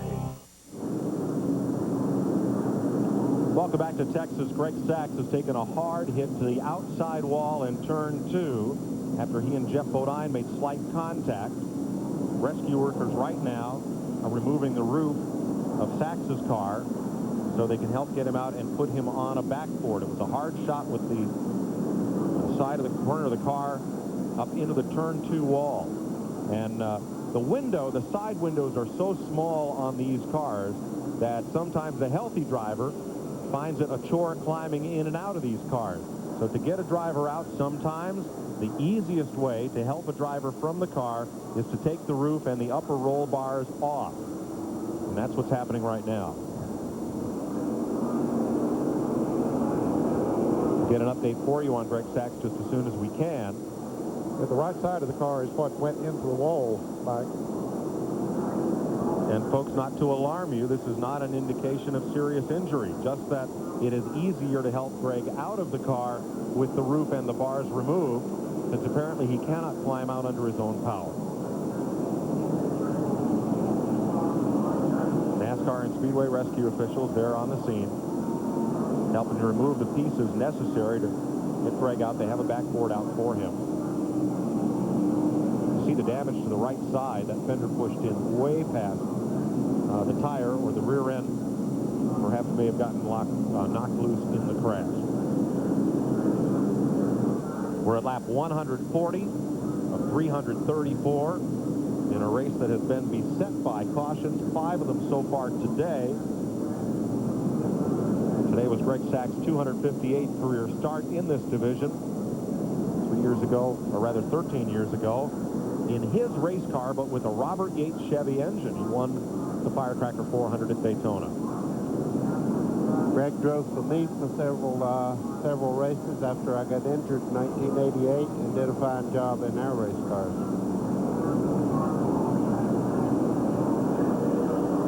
Again, we'll get you an update on Greg Sacks just as soon as possible. A number of drivers have made pit stops. As we roll under the caution flag here, still 23 cars on the lead lap. And many of those cars back towards the back of the pack, including Dick Trickle, who was running up there in third place at the restart. He made a pit stop and he's far back in the field now. Sacks crew watching as we are from pit road on the monitors that are now in the war wagons along pit lane as rescue work continues. There's the backboard that they'll put Greg on to prevent any further injury. The seats in these race cars wrap around the rib cage. There are supports that wrap around the shoulders and both sides of the helmet, and then extensions to the seats, which are fabricated from double-wall aluminum, not partly for strength, but also so they'll give in the case of an incident like this. But all that protection for the driver also makes it a little more difficult to remove him from the car if he's not able to climb out under his own power. There's not much room in there to work, and the reason that room is taken up is for safety reasons. They have a hydraulic shear that they use to cut through the roll bar tubing. That's been done, you see, on the upper right, and the bar across the top of the windshield on Greg Sacks' car. So we're under caution for the 5th time for this crash in turn number 2.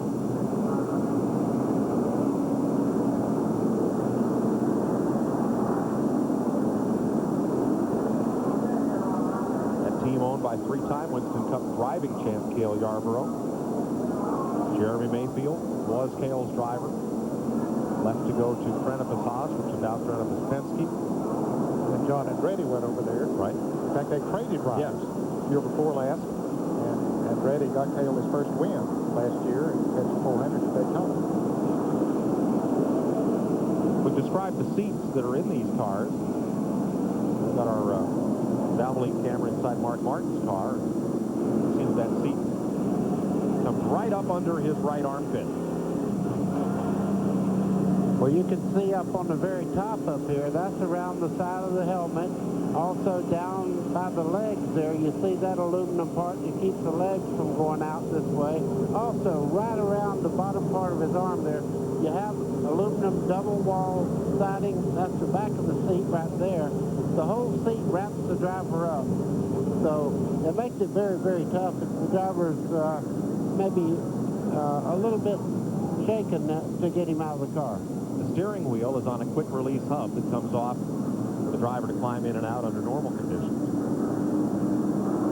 Once again, this is Greg Sacks' car. We're at lap 142 here at Texas Motor Speedway. Sacks crashing in turn number 2 after slight contact with Jeff Bodine. His car got loose, and as he turned to correct the slide, the tires took traction and sending the car to the right and hard into the wall with the right side.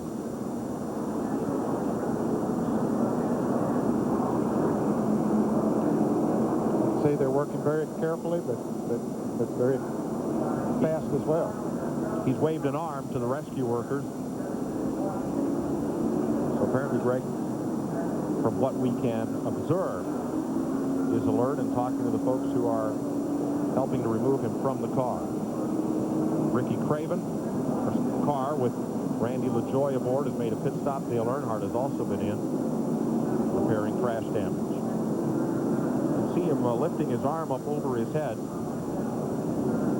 You have 3-inch wide shoulder harnesses to move. That's what the rescue worker is moving out of the way there.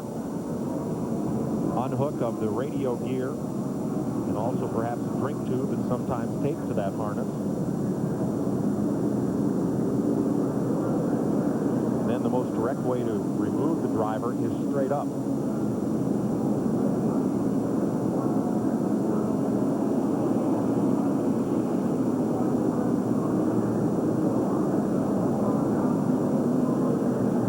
Mike, they still have the seat with Greg Sacks there. They got him on the flat part of the stretcher there. Buddy, that's an excellent precaution being taken by the track safety crews. If there is any fear of injury, to bring the driver out in the seat, get him to the infield care center where he can be looked at, rather than risk further injury by trying to pull the driver up and out of the seat. That's an excellent precaution. Let's take a look back and see what happened as the 7 car of Jeff Bodine, that blue car on the left, and Greg Sachs, that black and red machine right behind on the inside. There's Sachs, get together. Well, right there, they make very light contact. You'll see the back of Sachs's car get sideways. He steers in, and it takes a set. He locks the brake up. It goes right into the outside wall. Now, again, the seats in these cars make full contact with the driver's rib cage area and his hip and all the way down the right leg. Here's an overhead view. As it comes down off the track, like it goes down to the inside wall and hits it. In those seats with the same kind of support on both sides, try to help spread the load of impact all along the torso. Here we are riding with Bill Elliott going into the turn, and he sees that in front of him. And Sachs immediately goes up the track, and Elliott just accelerates out of it. So the cars circulate slowly under caution. And CBS Sports coverage of the Texas 500 will continue after this message and a word from your local station. All across the country, from small communities to big cities. By building on the success of local independent businesses, Citgo has grown surprisingly big. In fact, Citgo now has over 14,500 locations to serve you nationwide. That's more locations than any other company of any kind in America. Surprised? Don't be. Citgo. When it counts. CBS Sports is online and burning up the internet. For round-the-clock, up-to-the-minute sports news, breaking stories, and the latest scores, fire up cbs.sportsline.com. The address is CBS. Welcome home. I've been working on cars over 40 years. That's why I go with the parts pros at Discount Auto Parts. No matter how much I shop around, I get the best prices right here every day. They have whatever you need for whatever you work on. CV shaft for a 91 Caddy, right here in the neighborhood. These people know cars about as well as I do, and I've been doing this a long time. You work on cars? Go with the pros you know. Go with the pros you know at Discount Auto Parts. Hey, Linda. Can you lift? Yeah, why not? What you got there, Bob? Well, it's a modern marvel of portability. The Crystal Cooler. Huh. Fits snug in your cup holder. Yeah. Need designer tunes when you fill it up. Want to see? Sure. Well, it's Crystal then. The new Crystal Cooler, just $1.99 filled with Coke, and refills are just 79 cents. So you can mooch off us all summer. Oh, hey, can I borrow some money?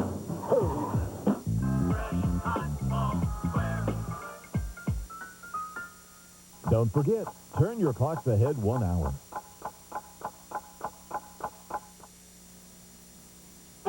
In celebration of NASCAR's 50th anniversary, CBS Sports coverage of the Texas 500 is sponsored by AutoZone, the best parts in auto parts, and by Wrangler.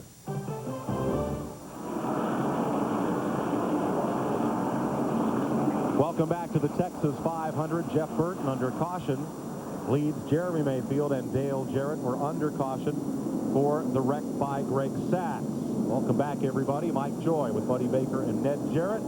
The track has held up well. No water seepage, no problems other than the drivers negotiating these tricky turns. Ned, at the top of the day, we talked strategy. No tire pit stops, 2 tire stops, 4 tire stops. We've seen them all. Yes, we have, and don't think it's working quite as good today as it did yesterday, Mike. Of course, these cars are 100 pounds heavier than the Busch cars we saw run yesterday, plus the fact that they have about 200 more horsepower, get into the turns faster, so it doesn't look like that the 2 tire changes that we've seen works nearly as well as it did yesterday. We also talked at the top about the Ford Tauruses, how they've led 2/3 of the laps this year. And, Buddy, for a lot of the day, the top 6 or 7 machines out there have been those bulls. I'm telling you, the Ford Taurus right now seems to be a little quicker in the corners than the General Motors cars. So Maybe. I don't know. You're going to hear them sing when this race is over, though. Let's bring you up to date if you joined us late. On lap 2, much like the start of the race last year here at Texas in the inaugural, a big crash down in the corner. Gary Bradbury was way up high, swept across the track to the apron, and behind him, 10 cars piled up. If somebody just started checking up, someone got into somebody who did check up, and it just became a chain reaction type of a deal. Half of those 10 cars are in the garage. The rest are dented but running. Here's Ken Squire. Thank you very much, Mike. 220 miles now are complete here. Sitting alongside, I'm very honored to have one of the gentlemen who is always considered not only one of the hardest chargers, but one of the most respected drivers in NASCAR. 3-time Daytona 500 champion, 83 Winston Cup champion Bobby Allison. You've been here since Thursday, and since Thursday, nobody's been talking that much about the athletes. They've been talking about this racetrack. Your opinion, what are your thoughts about this mile and a half? Well, it's a tremendous facility. Certainly, it has its own little differences. You know, it's got the spots that these guys are going to have to figure out. They had the water problem, which is really unusual. I've never seen anything like that. But it's something that has to be recognized and dealt with.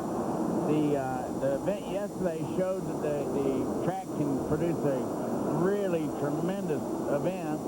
And the events we've seen today have been direct results of guys making mistakes, not the racetrack. You know, it's a tough place, no doubt about it. But if they fix the track, it drives for everybody. They keep talking about the transitions here. Maybe they should be brought up a little. You've driven on all kinds of tracks everywhere. What do you think? Should they change them? No, I don't think they should change it. Let's go back to the race. Okay. Like Bobby Hamilton said this week, we've all got a gas pedal. You can push it down and you can ease up on it too. They're racing the racetrack here in Texas, 149 laps. We go back to green. And Jeff Burton was able to get by the left traffic before they got down into turn 1. And Dale Jarrett was not able to get by. Jeremy Mayfield did. And Chad Little is trying to take over third from Jarrett. Down on the inside, that green car of Chad Little.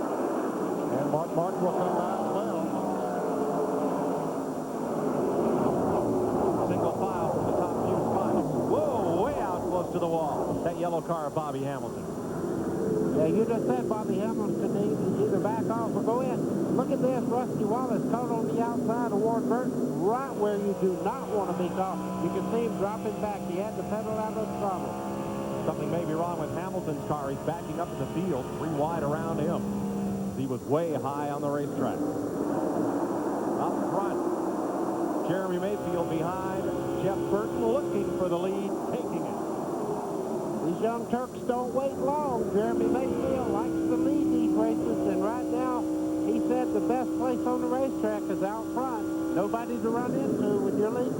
28-year-old Jeremy Mayfield from Owensboro, Kentucky. Right out front of Jeff Burton.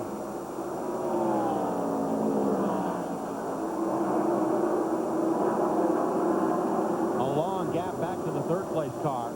Chad Little working around the lap car of Lake Speed. There they are. He got caught up behind both Lake Speed and Mike Skinner, and that has cost him a lot of time.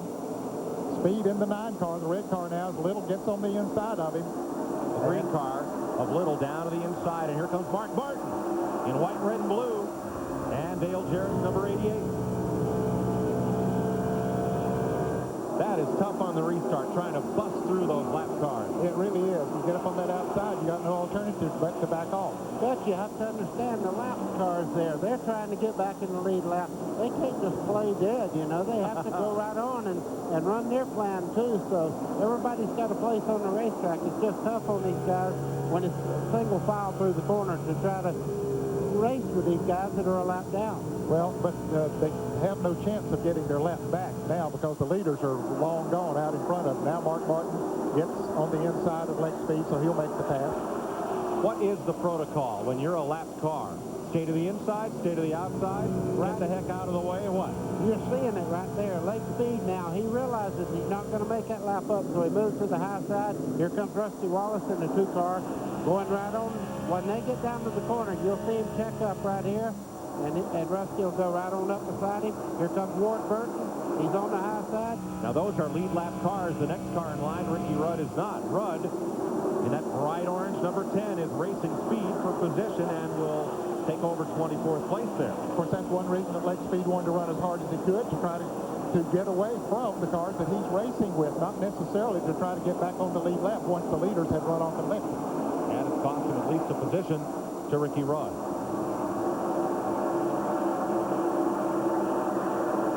5 cars officially out of the race.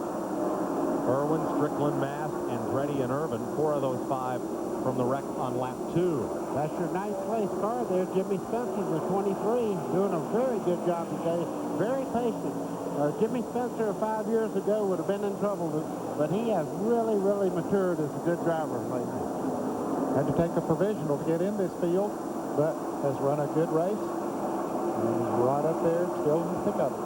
Qualifying for this race, not very indicative of performance. 9 cars attempted qualifying on the afternoon when the rest of qualifying was canceled due to water seepage. Everyone else ran the next morning. Most of those cars were faster. So a number of top cars had to take provisional starting positions to make the show. The 11th place car there, Robert Presley, has been up front all day long.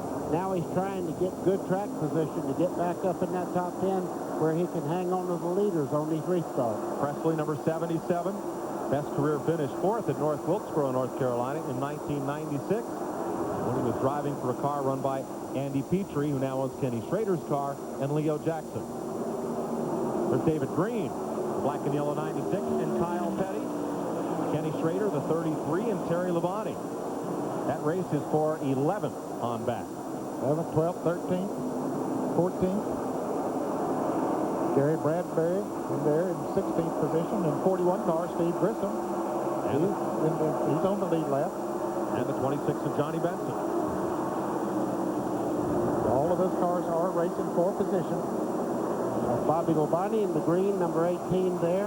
21, Michael Waltrip. Now, most of the leaders last stopped at lap 124. Bill Elliott, Johnny Benson, and Michael Waltrip all came in and topped off under this most recent caution, laps 135 to 147. At lap 137, Bobby Labonte, Marlin, LaJoy, Benson, Michael Waltrip, Trickle, and Terry Labonte were in. So the pit stop sequencing has been separated out quite a bit by these last 2 caution flags. If this thing stays green until another pit stop comes up for the leaders, then those drivers will be able to run a little bit farther. You can see in Bill Elliott's car there, a car caught on the outside as they head into turn 1. Everybody makes it through there very good so far.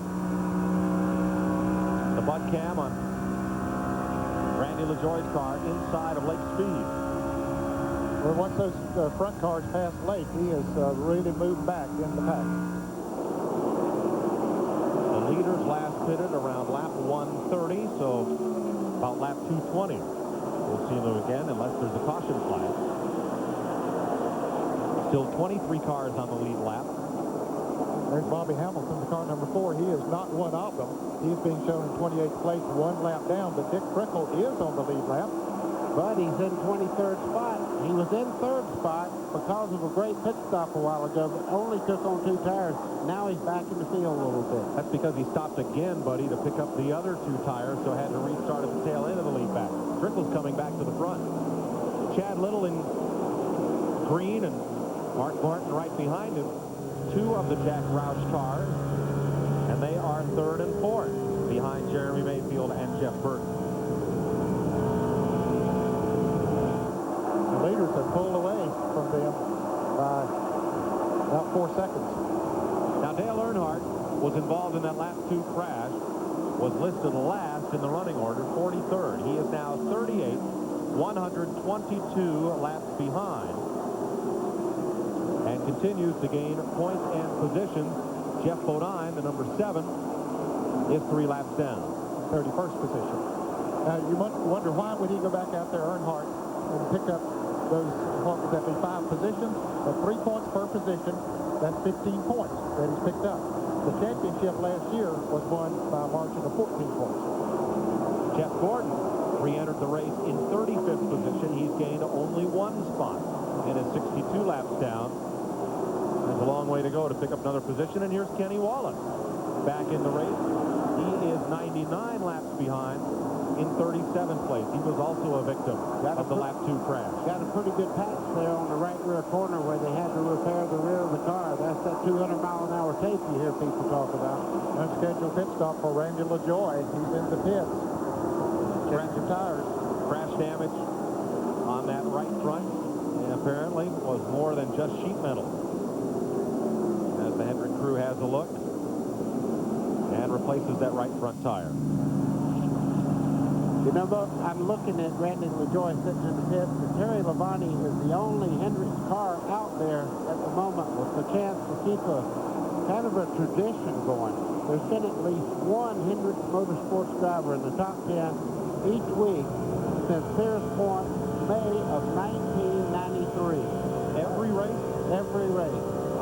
That is quite a record. Yes, it is. Even though they have three cars in their organization, that still is good. Mark Martin trying to race with Chad Little here for the 3rd position. We saw this earlier in the day where Little held him off for a few laps, and then Mark went by coming off turn 4 and made the pass underneath. Chad Little looks pretty strong right now. Yes, he does. They are 5 seconds behind leader Jeremy Mayfield and 3.8 seconds behind second-place car Jeff Burton. Yeah, Mayfield has checked out from Jeff Burton. About 1.2 seconds ahead. As the leader takes the halfway sign, let's have a look at what happened earlier between these two. Well, they passed Jeff Gordon, and Mark tries to get on the inside, gets down on the dirt, really, or the grass. That's called, there is no inside for me. That was 1 lap ago. There it is from the in-car of Martin. You see him, oh yeah, he's got the yellow line right up to the center of the hood.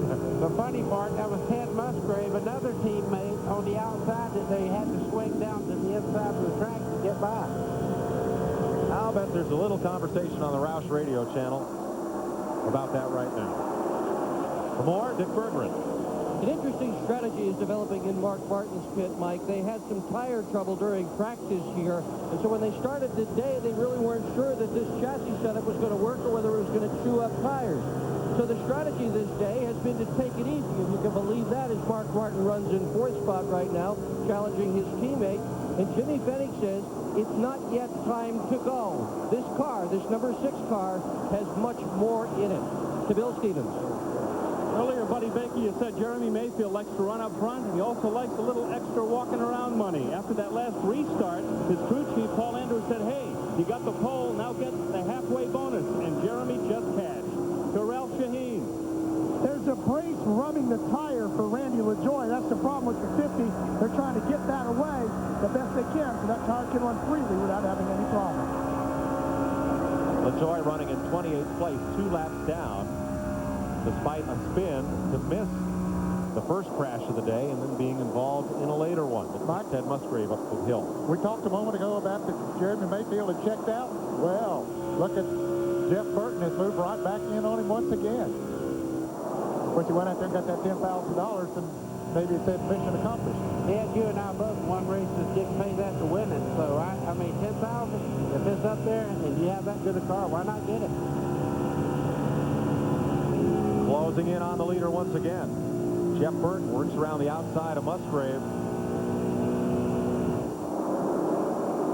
And they catch Jeff Gordon in a spot that slows up Mayfield, and Burton is there.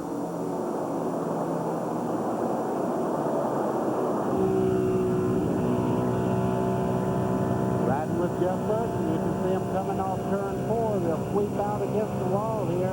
Now they'll kind of make a straight line through the quad oval here as they head down into turn 1, and then right back to the bottom of the racetrack. Both cars look very, very good in the corner as they head down towards the back straightaway. You can see Jeremy Mayfield, his car looks very, very stable. I think he's being close as far as traffic and all. He's not taking any chances when he comes up on lap traffic. Jeff Burton closes them, but then he can't close enough when he gets up there. 3rd, 4th, 5th, and 6th is closing up to be a big battle. The green car is Chad Little. Right behind him, Mark Martin, as they catch Ted Musgrave and work underneath. And two more cars are about to be in that picture. Dale Jarrett and Rusty Wallace had closed right up on these two. And 3 laps ago, Green and the number 6 of Martin were bumper to bumper coming off turn 4. There's Jarrett on the right side of your screen, and the white-nosed car is Rusty Wallace. Mark Martin got caught up behind Jeff Gordon coming off the turn 4 and had to back off for a little bit. We've talked about that, how much time you can lose. Jeff Gordon didn't do anything wrong. He's running down at the bottom of the racetrack. But at the speed they're running, they're just hesitant to run up there in that second groove and pass somebody on the outside.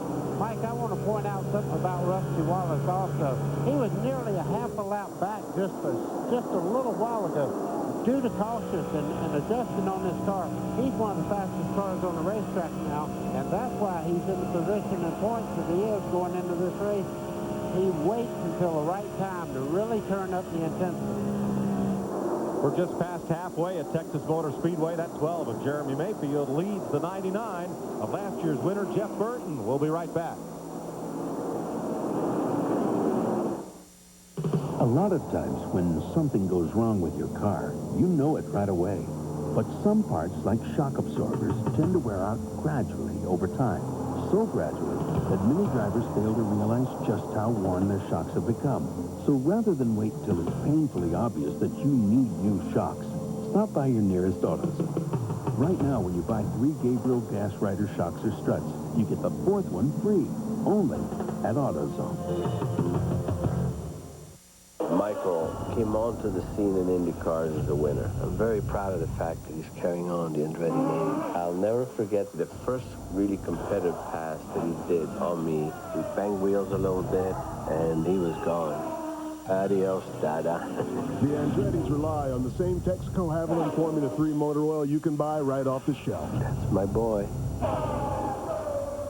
And for your cooling system, get Texaco Haviland Extended Life Antifreeze. Screaming, pointing, and praying are all acceptable ways for a NASCAR fan to show their support. Now, there's another. Drink accordingly.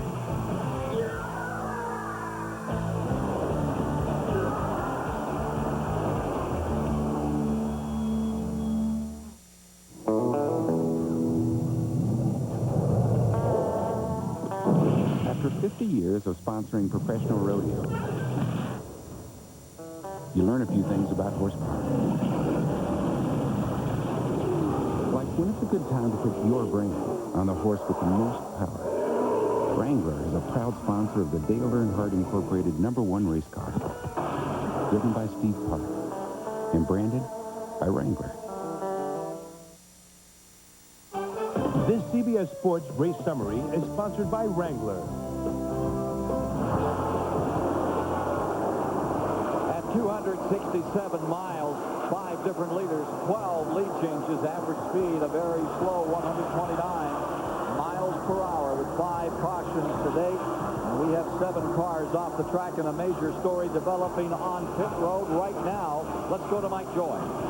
Jeremy Mayfield, the leader, appeared to cut down a right front tire as he went into turn 1. He had led 5 times for 105 laps and had to come all the way around the track at reduced speed before he could come into his pit. Let's have a look here. Okay, that's out of turn 4, the start-finish line right there. Let's go. Now, he's got a lot of rubber flying off the front of that right front, and it actually pushed the right front fender out a little bit. Hopefully, it didn't knock out the inner panel where smoke and stuff can come into the car. Boy, he was fortunate that didn't happen going into the turn. He was able to get the car slowed down, get it under control, get it down on the apron, and bring it back to the pit. You can see him driving it up close to the wall in case that did happen, so he wouldn't run all the way across the racetrack. Now he knows he has it under control, slowed down. Ralph Shaheen. This is a look at the tire that just came off. This is that right front tire. We'll check to see, buddy, if there's any damage to that inner panel. It did have some damage to the right front fender as well. So the aerodynamics of the car have been knocked out of whack a little bit as well. We'll check on that inner panel for you. Jeremy Mayfield apparently lost 2 laps, making that pit stop to replace right side tire. He's in 27th position now. But what a nice save right here at start-finish. Just coming through the first of the two dog legs. That's why we call this a quad oval, where that right front tire cut down. Now, Mike, certainly that puts him off sequence with, here's the leader, Jeff Burton, who has a comfortable lead now of about a little over 3.5 seconds. That puts him off sequence as far as pit stops are concerned. Now, if this thing goes green for a good while, he'll be able to make up at least one of those laps when others have to make a pit stop. Mayfield has led 105 of the 183 laps so far. Most all the leaders came in at lap 124. And we'll check a little further for when pit stops are due. Battle for ninth place, Kyle Petty, number 44. Robert Presley's been in the top 10 most all day in 77. And there's a couple of cars behind them. There you see Terry Labonte in car number 5 and Ted Musgrave in the yellow number 26 as they go by Ricky Rudd in car number 10. They're fighting for position as well, which is the 11th and 12th positions. There goes Benson right over by. Got a great run up out of the corner past Terry Labonte down the one straightaway there. The lap past Dave Marcus. In the 71, Marcus 6 laps down. 30 to 35 laps before pit stops for the lead cars, some of which are out of sequence, as we had caution flags at lap 123 and 136 when some of the cars in the lead lap came in. Jeff Burton, he bounced the wall up there in turn 4. He went very, very high. Right front on that car is down. Well, there's something happening here, guys, that's causing those tires to go down. We've heard talked about pushing at times, and I don't know if that has anything to do with it or not. Mike, he has a big problem. You can see the toe end's knocked out on that car also. It's towed out on the right front corner. He can't stop it. The brakes are gone, it looks like. Exactly. Had no brakes. Boy, what a tough break for Jeff Burton, Jeremy Mayfield, and now Jeff Burton. Maybe the brake situation is what happened that caused him to get up into the wall. If he lost brakes going into that corner. Right. You can see him pulling out the sheet metal on the right rear also, so he did get into the wall, definitely. Well, that is giving Chad Little the lead. Ralph is there. Mike, they've got big problems with Jeff Burton. They're going to now push him back behind the wall because of that brake problem. They're going to have to take him back behind the wall to go to work on this car. Buddy Parrott and the crew going to work on it right away, breaking the brakes as he went into the wall. Well, the rattlesnakes have been biting the leaders here in Texas. First Jeremy Mayfield, now Jeff Burton. Chad Little leads his first race of the season. I tell you, there have some guys that have backed off the accelerator a little bit since we've seen these two cars, these two leaders have problems. Chad Little hasn't backed off. Mark Martin has backed off. Dale Jarrett has backed off. Rusty Wallace has backed off. Chad Little, all three of them were on his bumper right before this happened, and now he's sitting out there with over a 2-second lead. Let's listen to Rusty Wallace as he heads down. He backs out the accelerator, way back up on the straightaway there, eases the car down in the corner, picks up the throttle. You can hear he's not even back wide open yet. Now he starts to get wide open off the corner. Now, after their pit crews will check with both Jeremy Mayfield, they thought that he had that flat tire. They don't know what caused it, but then they thought that Jeff Burton had a flat tire, and they'll get word back, well, maybe it wasn't the tire situation, and give them a little bit more comfort out there, but they were riding on pins and needles there for a little bit. Let's show you in car for Jeff Burton. Down the back straightaway.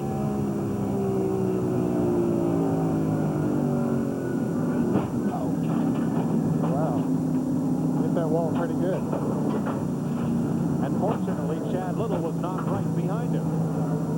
You can see part of the brake rotor and stuff bouncing behind the car. That's a big steel part of the brake system bouncing behind the car. Rusty Wallace is in. Ward Burton is in. These teams want to check these right side tires, so they're making their pit stops early. Absolutely. They don't want to get into the wall, take any chances of something going wrong. They want to check those tires out. There's Wallace just in front of Ward Burton, who pulls away. And the leader. Also in. Mark Martin. Chad Little is in. So Mark Martin, of course, will take the lead now as Chad Little comes down pit road. Lead cars pitting under green. 4 tire stop for Rusty Wallace. Pulling out is Little pulls in. Ooh, wow, yeah, it's pretty close. Dick Berggren. Chad Little having the best day of 1997 so far. Pitts out of the lead. They're going to change at least right side tires. Led by crew chief Jeff Hammond. The rights are all set. Swirling around the left side. This is going to set the tone when the leaders change floor. Pretty much everybody else is going to do the same thing. Little doesn't have to worry about speeding. He's the first guy in the pit road. Oh, and he stalled the car. Little stalled it. That'll cost him. Mark Martin is in. 0.7 on that pit stop. Thanks, Dick. Dale Jarrett is in as well. Kyle Petty has made a pit stop. As all the leaders come in to check tires. David Green on his way into the pits. Here's Martin. Now, all of this is going to help Jeremy Mayfield. He went 2 laps down because he had to come all the way around the track on a flat tire, but this will put him back in much better position. Could even put him back on the lead lap, maybe the tail end of the lead lap. We'll see how it all works out once these pit stops are made. Jimmy Spencer comes down pit road. Martin is away for tire change. Dale Jarrett beat him out of the pit. Here's Terry Labonte, Kenny Schrader, and Robert Presley. This man has become the leader. Joe Nemechek might be the first Chevrolet to lead today. He is. I would say he'll be looking in for the pits here pretty soon if he hadn't already stopped.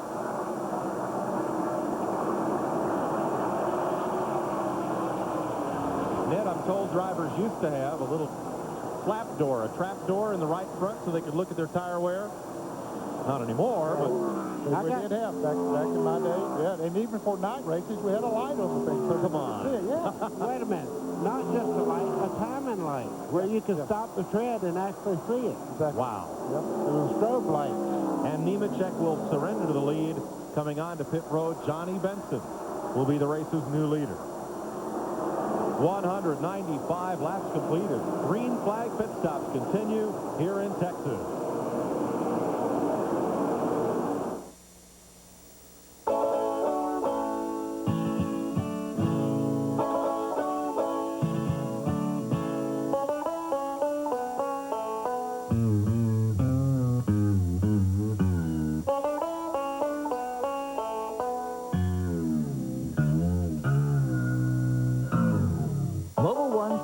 Motor oil. From 475 degrees above zero to 35 degrees below. Nothing out for 4. Your heart's pounding, adrenaline's pumping. They light you up, and you go. We asked some of Hollywood's hottest stuntmen to switch antiperspirants and try Degree. What's body heat activate? Probably means when you get warm, that it starts working. As your body heat rises, Degree releases extra protection when you need it most. I heated up, and it cooled me down. I was on fire, and I was dry. I don't want my guys to see me sweat. This stuff kept up, even in a 40-foot high fireball. Dry as a baby. Body heat activated Degree. Your body heat turns it on.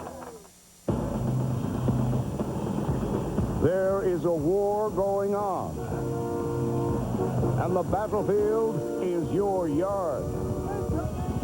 To win this war, you'll need the most powerful equipment. You'll need the very best supplies. You'll need guaranteed low prices. Who has the power to bail out the troops? The Home Depot. Dude, get down. It's my chair. Let's go. I'm not playing games. Okay, here we go again. Oh, dude.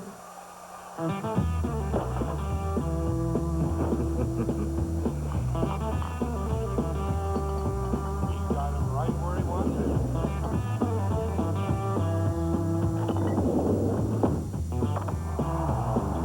Just a bit outside. Hey, those dog obedience classes really paid off. CBS Sports is proud to present golf's most prestigious event, the Masters. Tiger Woods returns to defend his title against an honor roll of the game's best. A tradition unlike any other. The Masters begins with Thursday and Friday night highlight shows, live coverage of the third round Saturday and the final round Sunday here on CBS Sports. 200 of 334 laps complete. Johnny Benson is the race leader. Benson, Michael Waltrip, and Bill Elliott topped off their tanks at lap 147. The rest of the cars on the lead lap, including Sterling Marlin, Dick Trickle, and Bobby Labonte, stopped at lap 137. So they are out of sequence with the cars that just made green flag pit stop and are now 1 lap down.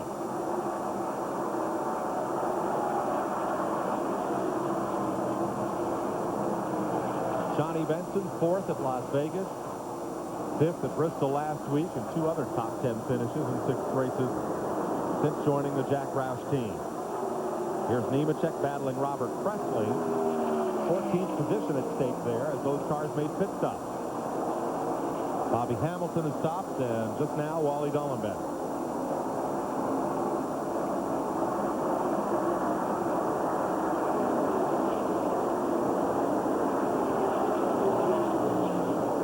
Tire talk down on pit road. That's Jack Roush in the hat.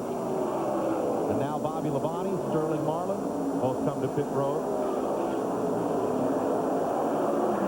Roush wants to know how those tires look coming off of Chad Little's car. Marlin, the silver car, Bobby Labonte in green. Now the leader's coming in, Johnny Benson. So they're not waiting for a scheduled stop. Ralph Shaheen. Mike, Steve Neal, the crew chief, told me they were going to go as long as they possibly can to stay close to everybody else. Now, they did major front suspension work to this car as Johnny comes screeching to a halt.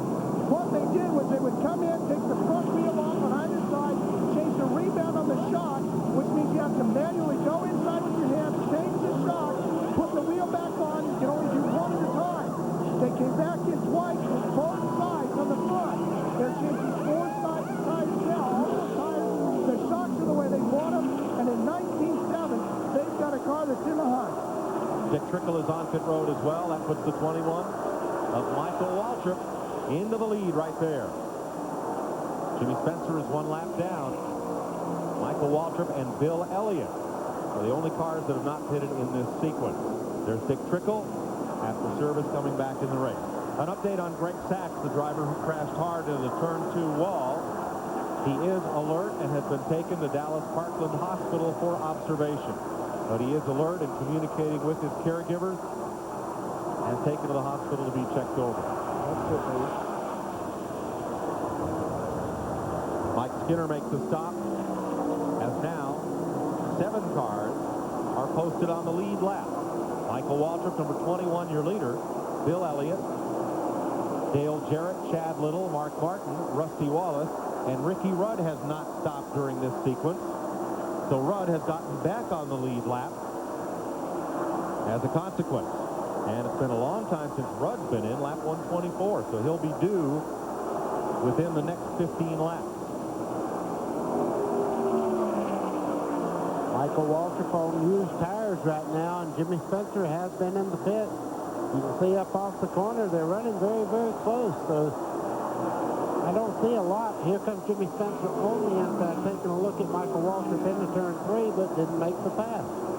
This is a high-stakes game of Texas Hold'em going on right now. If you leave Michael Waltrip and Ricky Rudd out there and Bill Elliott, you hope a caution comes out, reducing the number of cars on the lead lap. But if you draw the wrong card and that tire lets go, you lose more than the lead. I didn't mean to yell, guys, but Spencer went in out of the groove there, got that car sideways. Bill Elliott is in. Elliott pits and surrenders second place. Will Waltrip stop, or would the Wood brothers play another card here? Well, they're making another lap. That leaves Michael Waltrip and Ricky Rudd as the only drivers not to pit among the leaders.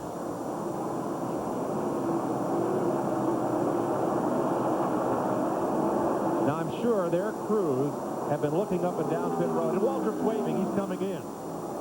A big wave to Spencer. He drops low, down toward the apron, off speed, and here's your race leader on pit road. A winner of the Winston All-Star race, but looking for his first Winston Cup points race victory. Here's Waltrip to the Wood brothers. Bill Stevens. Michael Waltrip is in the pit, and they're doing the whole deal here. Going to take some wedge out of the back, right side tires, more fuel. Now to the left side of the car. It's going up. They are not adjusting the tire pressure on these tires they're putting on the car. They're staying pat there. So just a chassis adjustment, and he goes back to work. Dale Jarrett takes over the lead. Chad Little with him. The This will move Rusty Wallace up to third, Mark Martin to fourth, Ricky Rudd to fifth. Rudd will have a pit stop coming up before too long. This is the first time Jarrett has led today, I believe. So he picks up those 5 bonus points. And then it puts a whole bunch of cars back on the lead lap with Michael Waltrip stopped. Including David Green, who is right in front of Dale Jarrett. Green is in the 19th position. He actually, after the made pit stops, was behind Jarrett, and he has passed him since then and has been trying to stay out there in front of him, knowing that Jarrett was going to become the leader when those others stopped. Now we're updated on Ricky Rudd. He did make a pit stop during the caution for Greg Sachs at lap 147, though he was not on the lead lap at the time. So Rudd can go another 20 laps or so should he choose. To try to stay on the lead lap, he's in 5th place. 212 laps completed. Texas. We'll be right back.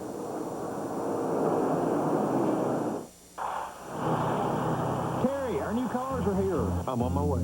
Once in a lifetime, something so special comes along that even the NASCAR champions race to get them. I've been waiting for these. Now you can collect the die-cast cars that these NASCAR champions collect.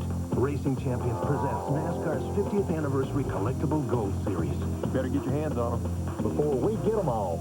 Racing Champions NASCAR Gold and the new Signature Driver Series die-cast collectibles. Available at your favorite retailer. Every time you start your car, you're waging a war against friction. The battle lines are drawn. Now, how are you going to fight back? Duralube Advanced Engine Treatment protects your car's motor like nothing else on the market can. It's like a shield against engine-damaging friction. Win the war against friction and get the maximum protection for your car's engine with Duralube. Duralube, tomorrow's technology today. Attention ATV shoppers, it's Kawasaki ATV Spring Breakout time. Over. Buy select new Kawasaki ATV and get a pair of Motorola two-way radios free. Over. Roger. That includes the rugged Bayou 300 up to the award-winning Prairie 4x4 automatic. Choose the Motorola's with up to 2 miles of range or ask about special financing. Over. So stop walking and start talking today at your Kawasaki dealer. Hurry, Spring Breakout ends soon. Over. Roger. Don't call me Roger. Roger. Stop that. Oh, Roger. CBS Sports presents a spectacular lineup of major events. The Daytona 500, the NCAA Basketball Championship, the Masters, the PGA Championship, and the dominant PGA Tour schedule, SEC and Big East football, the U.S. Open Tennis Championship, and coming this fall, the return of the NFL. You are watching the year-round leader in sports television, CBS Sports. Of organized crime, power is relative. Dad, you expecting somebody else? Mario Puzo, The Last Don 2, CBS Sunday, May 3rd. Lap traffic has been the nemesis of lead drivers Chad Little and Dale Jarrett, who just traded position as they lap past Dave Martin. They couldn't get past David Green, who's fighting to stay on the lead lap. Chad Little just kind of used Marcus as a pick. As Jarrett took the careful way around, Chad Little just threaded the needle between the two of them and took the lead. A bold move. Yes, it was a bold move. Very aggressive move, but it worked for him. Ricky Rudd back in the pit. Speeding on the pit exit will cost Rudd, who was in 5th place when he made his pit stop. As good as these two cars are running right here, just behind them, Rusty Wallace has picked this thing up quite a bit. He's in 3rd place and really moving up on the lead, too. They're riding with Rusty off turn 2 as they head down the back straightaway. You can see the leaders right now going in the corner just in front of Rusty Wallace. On board with our Miller Lite cam. Coming across in front of the 150,061 seats. They're all filled.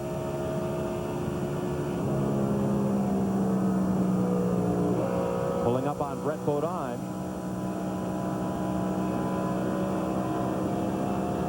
You could hear him check up the center part of that corner where he'd have a good run going down the back straightaway to get by Bodine, but you can see he is visibly closing in on the front 2 cars. Here are the leaders, Chad Little and Dale Jarrett. This track has not been kind to leaders today. Jeremy Mayfield cut down a tire. Jeff Burton cut down a tire and slapped the wall hard. Chad Little out in front. Dale Jarrett tracking him.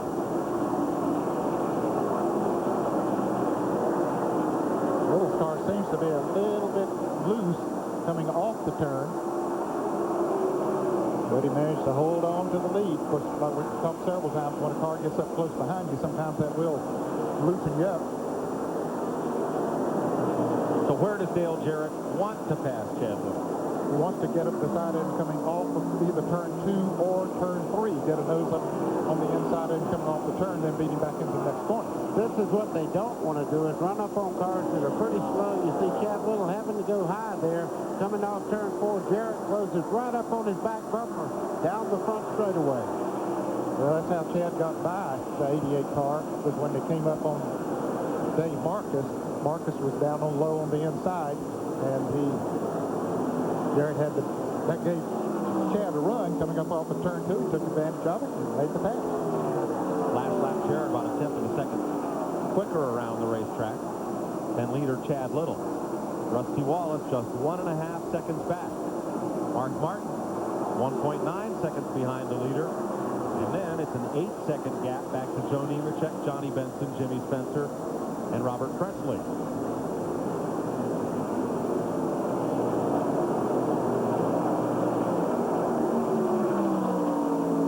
Cars on the lead lap. That battling back and forth among those two cars was a break for David Green. He managed to scoot out ahead of the race leader. Ken Squire. Laps running down here, getting into the final moments of this race. They've still got about 100 miles to go, but what a change in the complexion of Chad Little's number 97. Earlier this season was going nowhere last year. His last good year, 1995, when we saw him come from dead last to win the 300-miler at Daytona. Apparently, Jeff Hammond has really made some changes.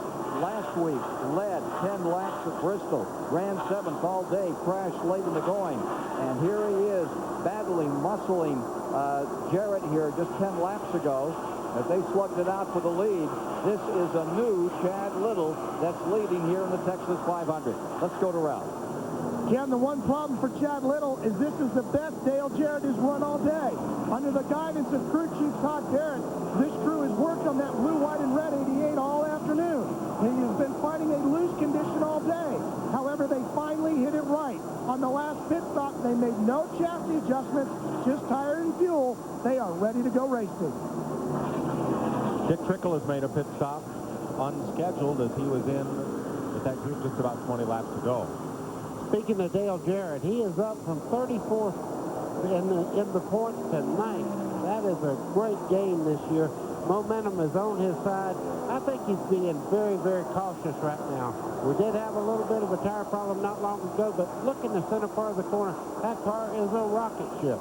Dick Berggren, what's the story on tires? It's always, Mike, it is a big story. Jack Roush just hand-delivered this tire that had come off Chad Little's car at the last pit stop. They took a look inside the tire. What's going on is to go fast here in Texas, you want to run as little air pressure as possible. But to do that, you get extra stress on the sidewall. The theory at the moment is that may well have been what happened at Jeff Burton. Too much stress on the sidewall, the tire failed. So they wanted to take a look at Chad's and make sure they're okay. Well, they're pretty okay, but they are having a bit of problem. Both Chad and Mark Martin are seeing these little tiny cuts show up right around here, around the inspection holes. Now, that really won't hurt the tire at all. You'd rather not have that happen. But these little cuts are the reason Martin had been cooling it earlier in the day. They had been waiting for rubber to build up on the racetrack before he really went flying. So they don't really have a tire problem per se, but they sure are watching the tires real close in the Roush pits. Dick, just how thick is the tread depth of the rubber that they can run on those tires before a cut like that becomes a real problem? Well, this cut, Mike, is not a problem at all because you look at it here, it's at about the depth of the inspection hole. So as such, it's not a problem. It becomes a problem if you lose enough of the rubber so it would knock the tire out of balance. And so far, we really haven't seen that. Nobody's really terribly worried about this so far. They are worried about the possibility of a sidewall failing if, for whatever reason, the tire pressure gets too low. Thanks, Dick. Lead change in the making. They're side by side down the front straightaway, and this will bring Rusty Wallace just behind them, right up on their back bumper. Rusty's been closing, and he brought the number 6 and Mark Martin with him. And suddenly, it's a 4-car battle for the lead.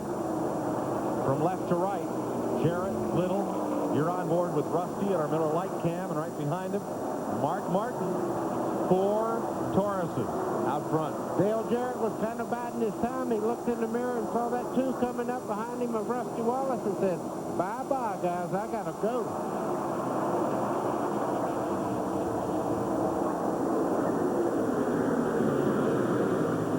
Well, you know, any racetrack that you run 200 miles an hour down the straightaway, I see David Green went very, very high in turn 2, but this draft over the front car creates a turbulence. It's like just cutting a hole through the air. The second car is riding in that vacuum, and when you come up on the side of the vacuum, it pulls that second car forward. Dave Marcus makes the pit stop at 231 of 334 laps. Dale Jarrett, your new leader. How's the car, Dale? We'll tie it off. 0 cars moving up. Let them on inside. Inside every member of Team Monte Carlo, there's a side that's kind of wild. Get another tire.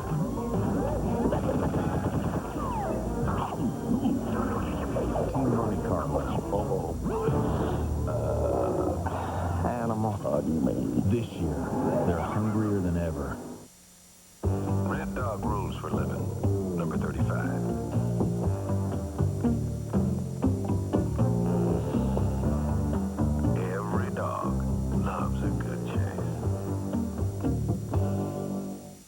When you buy a set of split-fire spark plugs, you get the same technology that ignites Jim Yates, NHRA Winston Pro Stock champion, his quarter mile in under 7 seconds. The legendary split-fire Performance V spark plug, because performance is everything. Parachute sold separately. Paging Bob Morello. Friends and colleagues, oh Bob. Tired of hearing Bob Morello constantly paged over this system? Then you'll love how our new MCI one-number technology locates even the elusive Mr. Morello. Behold, as I dial Bob's 800 number, witness the call bounce from Bob's office to his home and now to his cell phone. Hello? I give you MCI's one-number technology. Who is this? In racing, the engine is everything. What? It's the driver. A driver will never see a finish line without a great engine. The greatest engine will never see a victory lap without a great driver. At least they agree on Texaco Haviland Formula 3 motor oil, the same oil you can buy right off the shelf. And also try Texaco Haviland Extended Life Antifreeze. The engine's the first thing to the finish line. Not in Indy cars. This CBS Sports Race Summary is sponsored by Texaco, a world of energy. As we move toward the drama of the last 100 miles, with 234 laps complete, 149 miles to go, you've had 9 leaders, 20 lead changes, and the average speed at 136.5. Individual laps at well over 180 miles per hour. 5 cautions thus far, and here are some of the drivers who have been caught up in crashes today in this second Texas 500. Bernie Irvin is out. John Andretti, Rick Mast, all retired early from that crash. In lap number 2, Hutch Strickland gone. Meanwhile, up in front, 4-car battle developing. There may be another new winner, or it could be Dale Jarrett. It could be Mark Martin. We'll see. Let's go back to Mike Joy with a call. Mark Martin and Rusty Wallace have been battling for 3rd position there while we were away. That spot changed hands. Yeah, Rusty Wallace had got right up behind Chad Little in second place there. Come off turn 2 net, and he got a real push right towards the wall. All of us got into the outside wall, and Mark Martin got by. He sure did. It just, as you say, the front end pushed up on him coming off of that turn. And He had to back off. So here's Martin now right up against the back bumper of second place Chad Little, looking down to the inside, not taking a bite out of that grass this time. Let's show you the pass for third place. Just about 3 laps to go, right side of your screen. Mark Martin draws the beat on Rusty Wallace. That's close.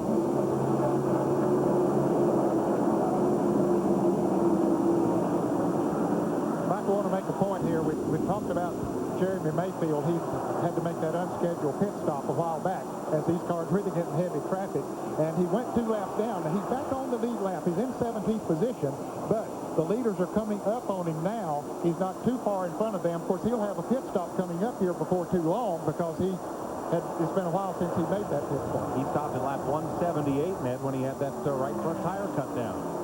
So he has run 62 laps since then, so he'll have a pit stop coming up before too long. He just would like to catch a caution before that would happen. There's Jeremy coming down into pit road there.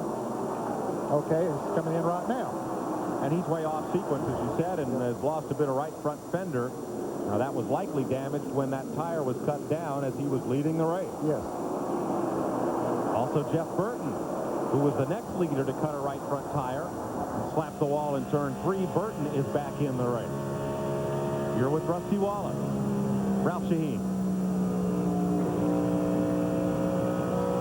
Jeremy Mayfield's crew already over the wall, going to work on the car. They're going to make a chassis adjustment to the left side.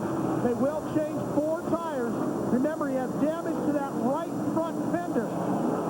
They go to work on that as well. They clean off the windshield, pull off one of the strips of the windshield, get the tires on the left side. Mayfield, a very, very slow stop. Major problems with this. They're having more work on that right side where the fender was damaged and the tire letting go. An already slow stop getting even longer, Mike. Yeah, Ralph, they had to tie down that right front fender. The NASCAR would not let him leave that flapping out there on the racetrack. A 48-second pit stop. For Jeremy Mayfield, this will put him 2 and perhaps 3 laps down. Dale Jarrett, your leader. There's the interval to the second place car. The green and yellow 97 of Chad Little has been passed by Mark Martin, number 6. And here's Rusty Wallace coming up for third place. Yeah, I thought you were going to say that Chad Little was in second, Mike, but that's not right. Mark Martin did pass him. Jarrett in heavy traffic. And right here's a battle for the 5th position. Johnny Benson has caught the car number 42 of Joe Nemechek. They're pretty far behind the leaders. As a matter of fact, they're about 10 seconds behind, but they're battling for their own position too. 20 lead changes today. That's already 1 more than in the inaugural Texas 500 last year. Good bit of traffic as Kyle Petty dropped onto pit lane. That's your leader, Dale Jarrett, coming up behind Wally Dallenbach as they head down into turn 1. He is in lap traffic right now. Bill Elliott's run very, very well all day, but you can see that Dale Jarrett is getting off the corner extremely well. Remember Elliott, there's his red car with the golden arch on the hood. Had a lengthy pit stop, and that's dropped him to the tail end of the lead lap. About to be lapped by Dale Jarrett. For more on Jarrett, here's Ralph. Well, his crew chief is Todd Parrott. Todd, you have worked on this car all day long. Is it finally where you needed to win this race? Yes. Right now the car seems to be pretty good. I just don't know if we have enough gas or not. But the car seems to be good. Got a little less than 100 laps to go. We'll just see what happens.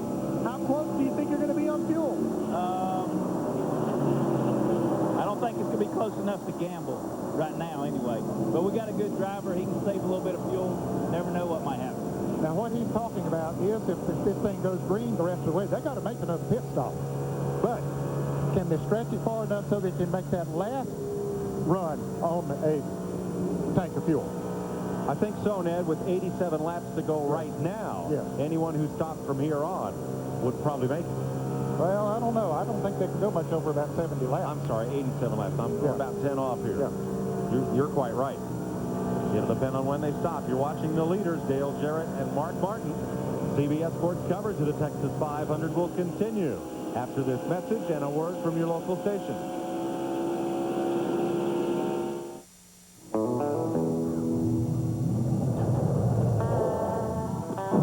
After 50 years of sponsoring professional rodeo, you learn a few things about horsepower. Like when it's a good time to put your brand on the horse with the most power. Wrangler is a proud sponsor of the Dale Earnhardt Incorporated #1 race car. Driven by Steve Park and branded by Wrangler.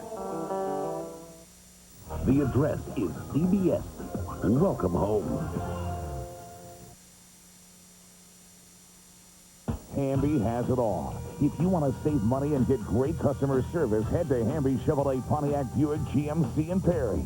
Shop Middle Georgia's largest inventory with over 3 acres of brand new and pre-owned cars, trucks, vans, and SUVs.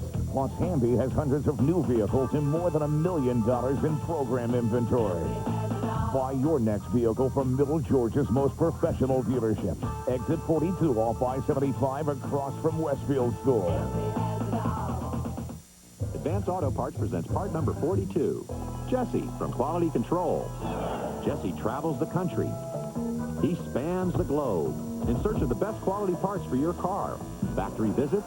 Alle Teile übertreffen die Spezifikationen des Herstellers. Wunderbar. Product inspections on over 250,000 different parts and accessories. Thank you. No problem. Advance Auto Parts. The best part is our people. Live 13 Skywatch Doppler radar only on 13 WMAZ. Celebration of NASCAR's 50th anniversary, CBS Sports coverage of the Texas 500 is sponsored by Texaco, a world of energy, and by the Home Depot, where low prices are just the beginning. Just as Rusty Wallace came to pit road to make a stop, Mike Skinner crashed here in the dogleg, coming off turn number 4, rode the front stretch wall down to a halt near the start-finish line. You see Skinner is okay. Caution is out. Mike Skinner got hurt in Atlanta with a crash on the outside wall. You can see him getting his breath back there. He's sitting on the windowsill of the race car. It'll take more than hammer and nails to fix that one. He has used up the right side. He really has. That's hard. You mentioned Rusty Wallace had come into the pit. But Crew very alertly just changed 2 tires, got him back out. He stayed on the lead lap. Now, Ned, as I misspoke before we went to break at 87 laps to go, I'm afraid I was thinking miles they could make it from there. According to our pit stop window of 60 to 70 laps, drivers would have to wait till lap 264 to pit to have a good chance of going the distance. And we're completing lap 252 right now, so I don't believe that they can make it from here on. Mike Skinner complaining of a sore neck, a brace put on, but he's standing talking to the caregivers there at the scene. Ralph? Dale Jarrett brings his car to a stop. They go to work on the tires. They will change 4, but the big thing is the fuel. They will take every bit of fuel that they possibly can. 1 can in, 2 cans in. No chassis changes, Dick Berggren. No chassis changes on Mark Martin's car either. Oh, Jarrett just beats him out. Jarrett's going to assume the lead when the green comes back out again. No chassis changes on Mark Martin's car either, but they were having some conversation about tire pressure. It is the discussion of the day down here. Track position on pit stop becomes very important here. And again, according to our calculations, it would not be possible to go the distance from this fuel stop. Let's show you what happened to Mike Skinner while we were away. Skinner was running about 2 laps down, but just outside the top 20. Wow, apparently he had a tire let go. Something happened on the right front of that car, and it just shot up into the wall. You can see how hard he hit. It really just bashed that right side, the right front in particular. Way hits it again. Skinner, the former Craftsman Truck Series champion, driving that second Richard Childress car. Not a good place to have something go wrong. It's coming off facing that wall already, and then just go up and hit it that hard. And then it shows that when you run down on that bottom line of the racetrack and something happens, that concrete's a long way away. Skinner got the bad luck. Jeremy Mayfield had his tire go down on the straightaway and still in contention. Mike, you could see just a very small piece of that pad trap there had come up. There's nothing to worry about, but there's a piece right there that's kind of worked its way out of the pavement itself. Now, as we showed you earlier, they cut the asphalt for drainage. so that any water seepage would drain that way, and a little bit of asphalt lifted up. That's hot patch right there, the really dark part of that asphalt that was added this morning. So that part of the track still in pretty good shape here. 253 laps complete. Laps wind down. We're back under caution. We'll be right back. They are guardian angels on wheels. Knights in shining armor who ride like the wind. And when lives are at stake, they are the cavalry that always comes through. That's why Texaco tests and retests clean system-free gasoline under extreme emergency conditions. For all our heroes, for all of us, Texaco, a world of energy. Figaro, Figaro, Figaro, Figaro, Figaro, Figaro, Figaro, Figaro here, hey Figaro, Figaro there, hey Figaro, Figaro here, Figaro there, Figaro up, Figaro down, Figaro. Vigoro lawn fertilizer gives you more predictable, continuous feeding, whether it's hot, cold, wet, or dry. Vigoro. People everywhere are singing its praises. Only at the Home Depot. Independent rear suspension, dual shocks, and a sway bar. Rick, it's all there. That's good, because when things get rough out there, suspension is everything. Other manufacturers use a straight axle that bounces over obstacles, losing traction. Our independent rear suspension hugs the terrain for better traction and a smoother ride. The Sportsman 500 and the all-new Sportsman 335 with shaft drive. You gotta ride it to believe it. Buy a new Polaris ATV now and make no payments till hunting season. See your Polaris dealer for details. In February 1998, First Plus introduced another one of their innovative products. And at over 200 miles an hour, it's way ahead of the rest. The Bill Elliott Dan Marino Motorsports Team, brought to you by First Plus Financial. Watch for it. It's the one in front.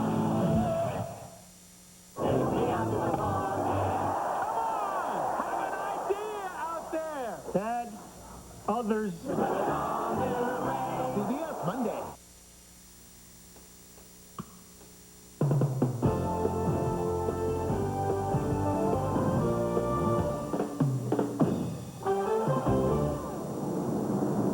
.255 laps complete at Texas, cleaning up after this caution, the 6th of the day. Dale Jarrett leads Mark Martin and Chad Little. Joe Nemechek, Jimmy Spencer, the front 5. 4 Fords and a Chevrolet. The Pepsi 400 is coming to CBS Sports the 4th of July. And for the first time ever, they'll run stock cars under the lights at Daytona. In February, we got a sneak preview.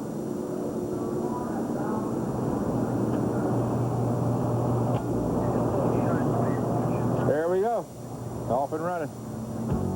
With that flip of a switch, NASCAR President Bill France illuminated enough light to light city streets from Daytona Beach to the Field of Dreams in Iowa. Then they sent Dale Earnhardt, Daytona's winningest driver, out there with radio to talk to the lighting engineers about what he saw in this first tour of the track under the lights. First time I came to Daytona and seen the racetrack in 1976, I was like, wow, how big this thing is. When I ran under the lights, that's pretty impressive. Piece of history there.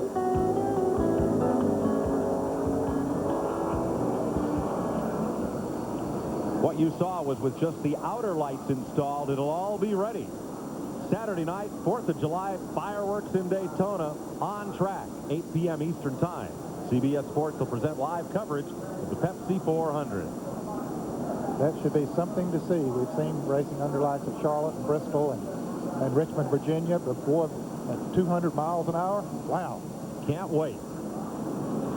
We're under caution here at Texas for the 6th time today. We'll be right back.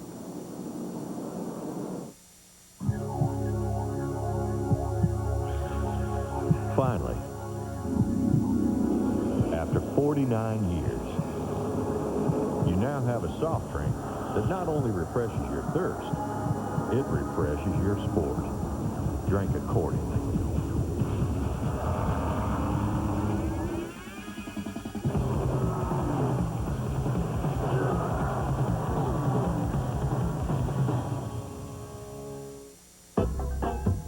At Pennzoil, we've discovered that it's not the kind of engine you drive that matters most in motor oil. It's the way you drive. You stop, you go. You stop, you go. You stop, you go. Imagine how your engine feels.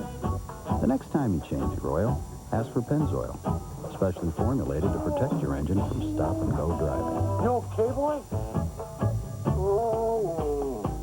Stop, go. Pennzoil.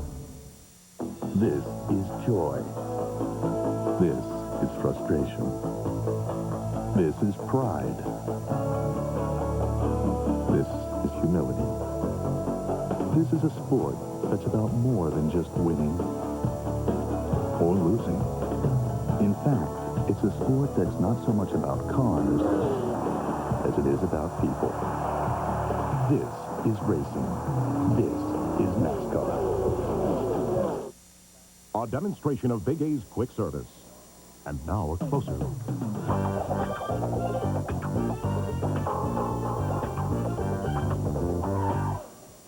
That'll work. For fast service, go to the pros. Troy Aikman is back to pass. He's looking, look out. Oh, Aikman goes down. He had a man wide open. What was he thinking? Bruce, it's all part of the game. All right, guys. Same play.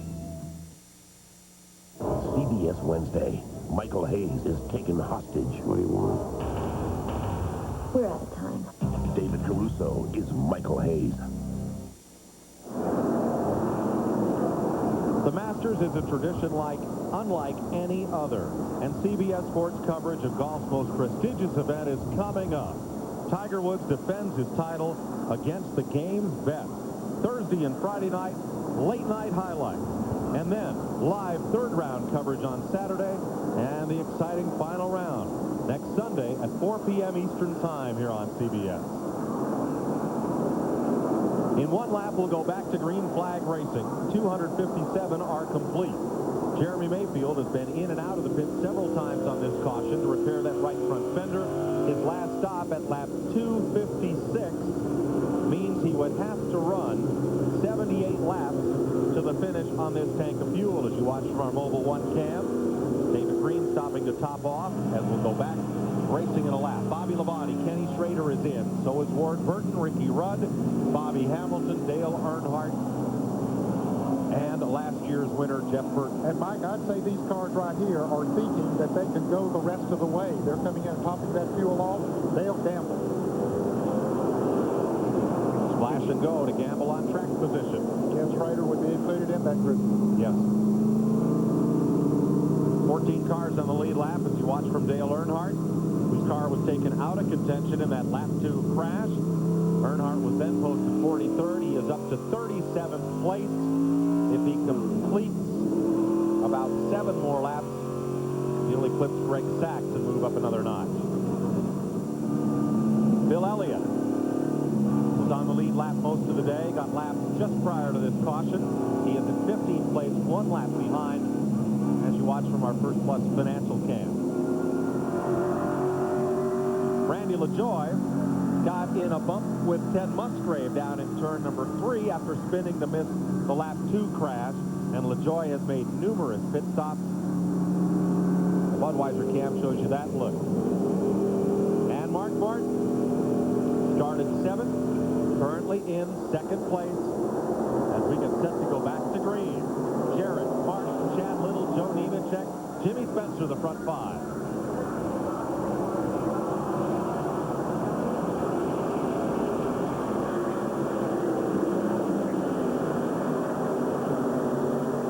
Laps to go. That's outside our fuel window, but another caution flag could make it enough. Wow, 3 wide going into turn 3. Mark Martin got caught up on the outside there.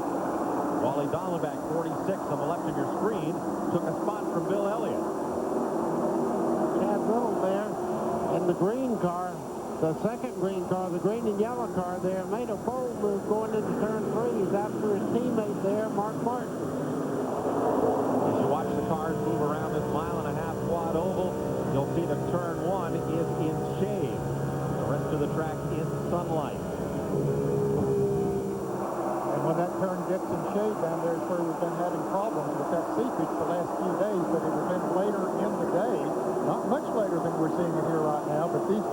cars out there, they dried out pretty quickly, even if there's seepage now. There's the shadow in turn number 1 from the grandstand and suites. On the inside, that's Chad Little moving past Dallenbach. And just behind them, Jimmy Spencer has moved all the way up to 5th place in the 23 car. And just behind him, Nemechek in the 42. Nemechek got caught behind the 46 car of Wallace Dallenbach coming through that corner, so that's going to cost him a little bit of time. Riding with Bill Elliott, looking back at Jimmy Spencer, who's on the lead lap. Remember that yesterday, the seepage in turn 1 was occasioned after about a 30-minute hold following the Busch Grand National race before the final Winston Cup practice, which was then canceled. We've had continuous running, tires running over that area, keeping the track surface hot, and we do not anticipate having a problem there today. Yeah, I don't think it'll be a problem. Jimmy Spencer's moved into 4th place, doing a fine job today. Been very patient, but when it's counting right now, he's moved himself into good contention here. Spencer started 39. Up front, it's Dale Jarrett. Ralph? Mike, I took a look at Dale Jarrett's last set of tires as they came off the car on that last round of pit stop. He's got those little cuts, too, as Dick Bergman was pointing out before. I spoke to the Goodyear tire technicians about what they call smileys because of their little hook design. They said on Dale Jarrett's car, they're not deep enough yet for them to be worried, but they are definitely there. Ralph, do they have any idea what's causing them? Is it the abrasiveness of the racetrack? What? Too much grip, Mike. As the car goes into the corner, it flies up on the track, and this racetrack apparently has good grip on the tire, and it's pulling out rubber is what it's doing. It's actually just pulling it off the tire. They say that is what's happening to it, and that's what causes those smileys. Sounds, Ned, like if you push down too hard on a pencil eraser and drag it across the paper, you can tear the rubber in the eraser. That's exactly what happens. And these tires, the radial tires, do get tremendous grip on relatively new asphalt like this is. It really puts a strain on the tires. It puts a lot of strain on the tire, but the real problem there is the heat buildup actually pops that rubber out like that. We used to call them blisters, now they call them smileys. Dale Jarrett is opening up a lead as he comes past the start-finish line to complete 266 laps, 1.7 seconds over Chad Little. Mark Martin, about 3 car lengths behind Little. Well, and a gap to Spencer. On the last lap, before this last lap, Mike, Jarrett was 1.9 seconds behind, so Chad Little did pick up a little bit. Jarrett up most of that lead on the first lap because he got by the lap traffic going into turn 1. Mark Martin was running second at the time. He got caught up on the outside of lap traffic, and it really cost him a lot of time. Right behind these front 3, Jimmy Spencer looms in 4th and closing. Bill Stevens is in his 5th. I'm with Donnie Wingo, the crew chief. You started 39th, you're 4th, but the question is, you have to come in again before the end. Yeah, I don't think we can quite make it on gas. We're going to come up about 4 or 5 laps short, it looks like. But, you know, Jimmy's done a good job today. He's been patient all day and stayed out of trouble. Kind of worked his way to the front. Now we'll see what we can do. Patient and Jimmy Spencer, is that an oxymoron? No, Jimmy's a smart guy. Yeah. And he's got a very smart crew chief, too. Yes, he does. And he's closing. Spencer is 3.2 seconds behind the leader. And Chad Little is also closing. He closed it down to 1.44 the last time around. So he's picking up about a 1/10 of a second a lap. There's the gap. Dale Jarrett to his closest pursuers, Chad Little and Mark Martin. And Spencer about another 2 seconds behind them. Mark Martin just behind the second place battle there. You can tell in the corner, Mark has a very, very fast race car. He closes up. You can see Chad's car starting to move out. He pulls it back down as he starts off the corner. Mark Martin looks like his car is perfect. Let's go trackside to Ken Squire. We are into that last 100 miles, and we are truly into the twilight zone. As you heard Ned say a few moments ago, we don't think there'll be a problem down here in the shadow of turn 1. But no one knows. 2 days ago, this is the time when time trials were stopped after only 9 cars. Yesterday, this was the time for that last chance practice. It was canceled. So we are in the twilight zone right now. Everyone has said, hypothetically, as long as you keep cars running on this service, everything will be okay. We'll see. from now to the finish. 270 laps now complete. 95 miles left to go. Mike? Into the countdown laps, Ken, and the big question is, will some of these drivers have to pit again for fuel? We'll be back to Texas after this. Seeing is amazing because this tire is flat. That's right. Moments ago, it was punctured and lost all air pressure. It's the new Goodyear Aqua Steel Run Flat. If it weren't, this is what could have happened. Instead, the new Aqua Steel drives you up to 50 miles at 55 miles per hour to safety. New Aqua Steel. Only from Goodyear.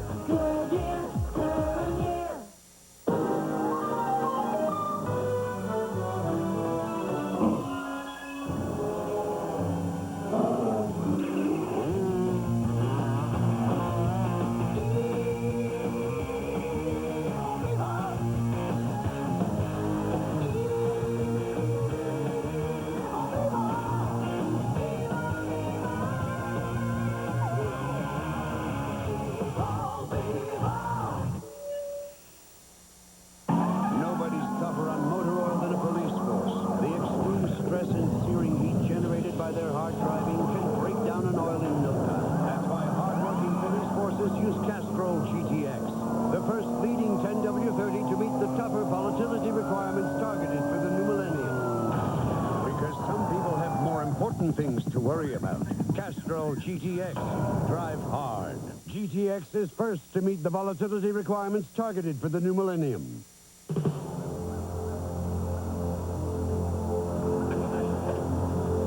While we could give you a lot of reasons to buy Performance Friction Carbon Metallic Disc Brake Pads from AutoZone, perhaps the most compelling is this. They simply stop shorter than any brand we've ever tested. Performance Friction Carbon Metallic. Ask for them at AutoZone. This CBS Sports Race Summary is sponsored by AutoZone, the best parts in auto parts. 90.5 miles left to run in this 334-lap race. 9 leaders, 22 lead changes. Average speed at 134.187. 6 cautions, many of them biggies. Back in the garage area, 9 automobiles destroyed. Urban, Andretti, Nash, Strickland in the early incident. And there you see the rest of the story. Darrell Waltrip has pulled it off finally. Skinner crashing just moments ago here in the main straightaway. And Jeff Bodine's ignition has failed. Building for the drama of the finish. In the second Texas 500, Jarrett leading, Little second, Martin third. Once again, here's Mike Joy. Thanks, Ken. Ward Burton has made a pit stop under green. He can go the distance from here, we believe, with the Bill Davis number 22. And I was kidding with Bill Stevens a bit ago. Oxymoron is one word, folks. It describes two words that are used together but don't go together, like Spencer and patience, perhaps, is the point Bill was making. Well, talk about patience. These two guys have been going at it here. Joe Nemechek, Robert Presley, and just behind them, Johnny Benson. Look at Presley's clothes right up on his back bumper. Gives him a little scoot there coming off turn 4. He was Nemechek's back bumper right then. They're racing for 5th place. And here's the lead battle for the lead.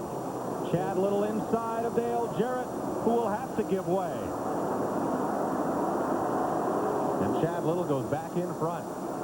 Don't know if Jarrett has backed off in conserving fuel, but he's really backed his lap speed off here in the last half a dozen laps. Mark Martin closes right in. There's the 3rd place car. Ford's in the first 3 spots. Roush, Yates, and Roush, the owner. Actually, it's Jack Roush's mom is listed as the owner of Chad Little's car. NASCAR allows each individual to own only 2 race teams. So it's his mom's car. Here's that battle again. Presley 77 inside, and he's going to move up past Nemechek. 2 more Fords. Fords to the front. And here comes Rusty. Johnny Benson going behind the 26 on the bottom. Nemechek very loose coming off turn 4. You watch from Rusty Wallace as they battle on from 5th on back. Rusty had a good run, but Nemechek closed off the bottom lane. Well, those guys are racing hard. I don't think Nemechek Chevrolet is very race-friendly when you get a car directly behind it. He turned sideways off the corner just a second ago. Rusty had to check up to keep from running into him in the other corner. Battle for second spot as Mark Martin is closed up on Dale Jarrett. I might be wrong, but I believe Jarrett is really conserving fuel right now. That's going to be a long way to go from when he made his pit stop, but I believe that's what he's doing right now. Ralph Sheen. Well, there's actually two reasons why he is backing off. One is to conserve fuel. You're exactly right, Nat. Their calculations right now, according to Brad Parrott, who does all the fuel calculations, is that if he pushes, he'll come up about 10 laps short. So he's trying to conserve that. The other reason, he was starting to feel a minor vibration in the right front tire.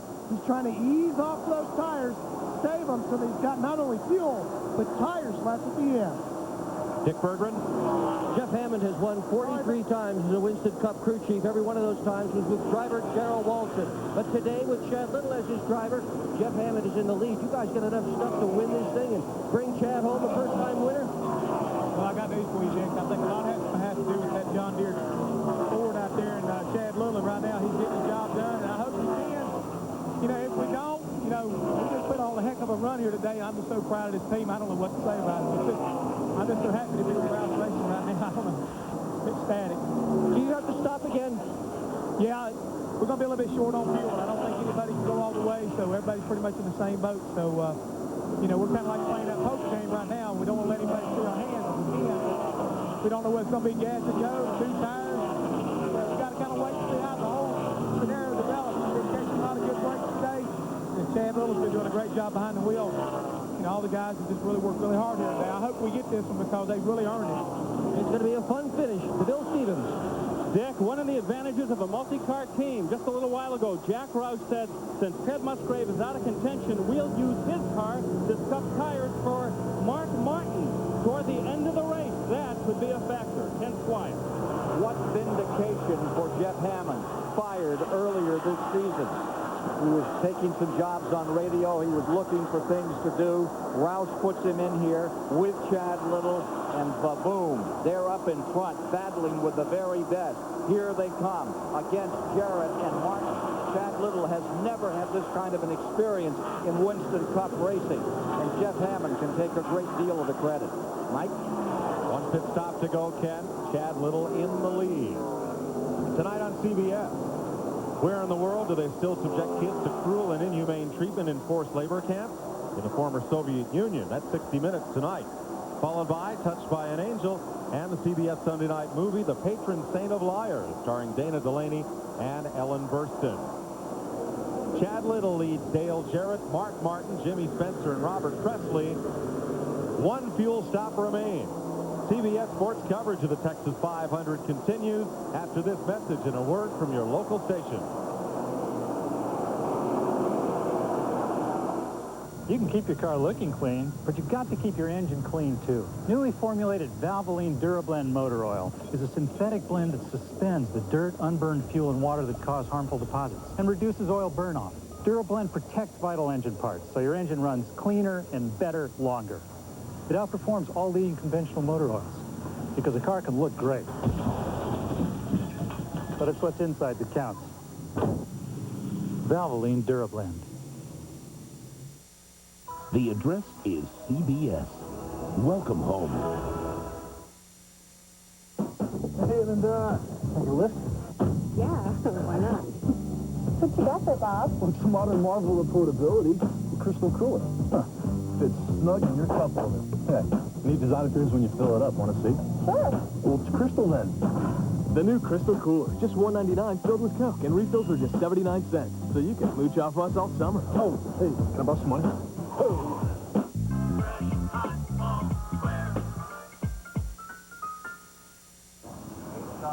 Oh, that's great. Okay.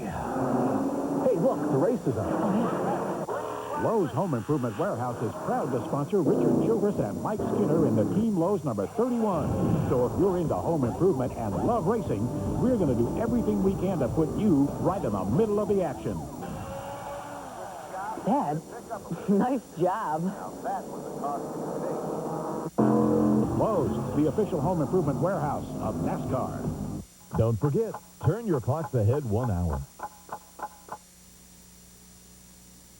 In celebration of NASCAR's 50th anniversary, CBS Sports coverage of the Texas 500 is sponsored by the 6,200 Napa Auto Parts stores nationwide.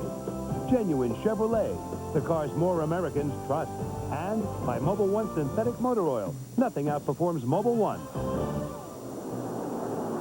We're just north of Fort Worth, Texas, at Bruton Smith's beautiful speed plant, Texas Motor Speedway.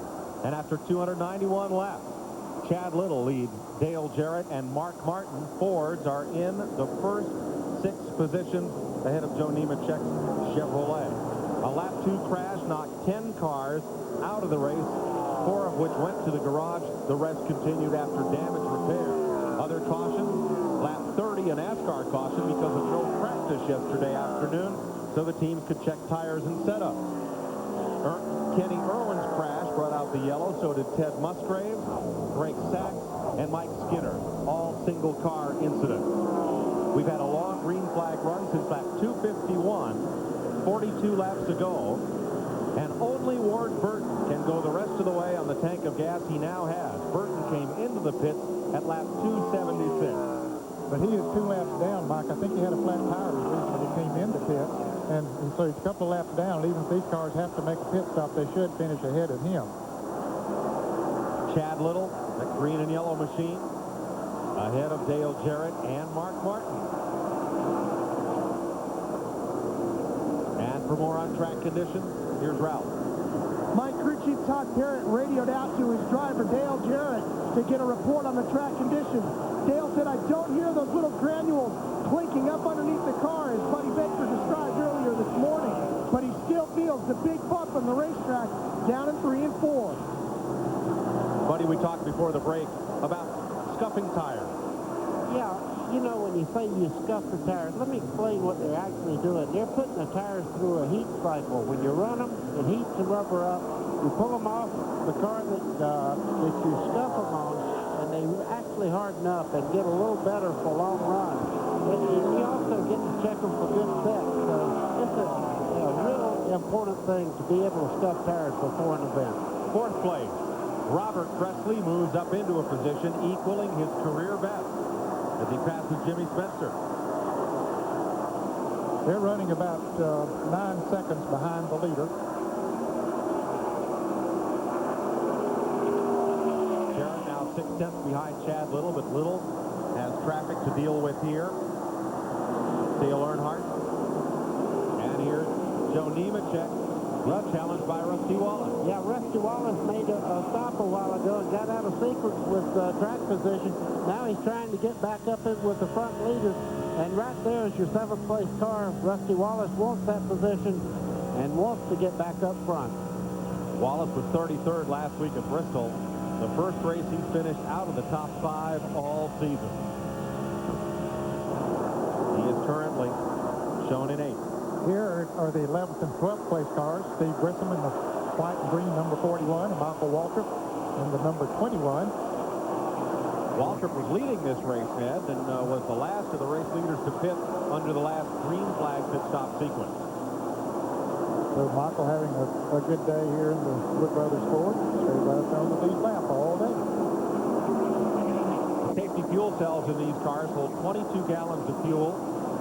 The cars get about 5 miles per gallon, 4.5 to 5 miles per gallon. But the fuel pickup cannot get to all of those 22 gallons. So it means the team can go in the range of 100 miles on a tank of gas.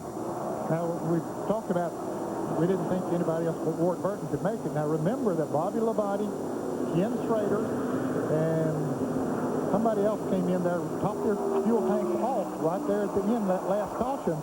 So, you know, those cars, they're going easy out there now. I think that they're going to try to make it. Now, whether they can or not, that's different. Ned, those cars include Jeremy Mayfield, David Green, Bobby Labonte, Ward Burton, Ricky Rudd, Ken Schrader, and Bobby Hamilton. And this is the battle for fifth right here. Jimmy Spencer running in fifth. And here comes Johnny Benson in the number 26, making a fight out of this thing. Boy, what a season Benson's had. Tough break at Daytona. Did not make the Daytona 500. First race for the new team. Had to be a tough one to take. But he has come back with a vengeance. 30th at Rockingham, and then 4 top 10 finishes, 2 of those in the top 5. Climbed all the way up to 13th in the points. Great games for Johnny Benson. Ken? 50 miles to go. 1 year ago, the first Texas 500, the big upset for the Virginian. Jeff Burton winning here. Will it be the same situation for Chad Little from Spokane, Washington today? Or will number 88, Dale Jarrett, continue to roll through this field? He is mired in 9th place in the point standing. Jeff Burton's just 7 points in front of him in 8th. He could make a big jump in the points. Or will Mark Martin come through? And let's not forget that Jimmy Spencer lies just 11 seconds back. Here comes what could be a caution flag now. Dave Marcus has lost a motor and skitters off into turn number 1, oiling down the track surface. Dave Marcus was able to get to the outside of the racetrack and not oil up the racing surface itself, the lower part of the corners there. Caution is out. And Ken Schrader may have banged the wall coming through. Kyle Petty gets a lap back. Ward Burton trying to, but didn't make it. As they race the leader back to the caution flag, Ward Burton, who stopped with a cut tire earlier, unable to gain back on the lead lap. You see Chad Little going past him to reestablish the order as the pace car picks up the field, and the right front is down on Ken Schrader's Andy Petrie Chevrolet. Did he hit the oil, or did he run over something and cut the tire? Did the tire go flat as a result of him hitting the wall, or did it run over something and cut it and caused him to get into the wall? Not sure. I think that's car owner Andy Petrie changing the right front tire. Yeah, he's still a good tire changer. That's how he came into this business. Working for Junior Johnson as a tire changer. Pull out the sheet metal for tire clearance. And he's looking to the left for the rest of the field coming around, making sure Schrader does not lose another lap. Well, the fuel strategy now has gone out the window. Yeah, we're just fixing to say, we're going to see who has the real muscle now. With just a few laps left here, it's going to be a fun race to watch. 12 cars are on the lead lap, and we expect that they will all stop. Yeah, they're coming down pit road right now. 31 laps left to go in Texas. We'll be right back.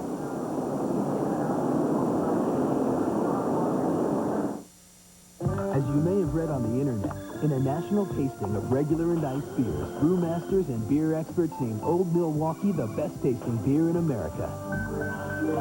And this just in. Old Milwaukee Light has won the gold medal for best tasting light beer, beating every other major light beer for taste. Judge for yourself. Old Milwaukee and Old Milwaukee Light, America's best tasting beers. Hey, what's that? What's what?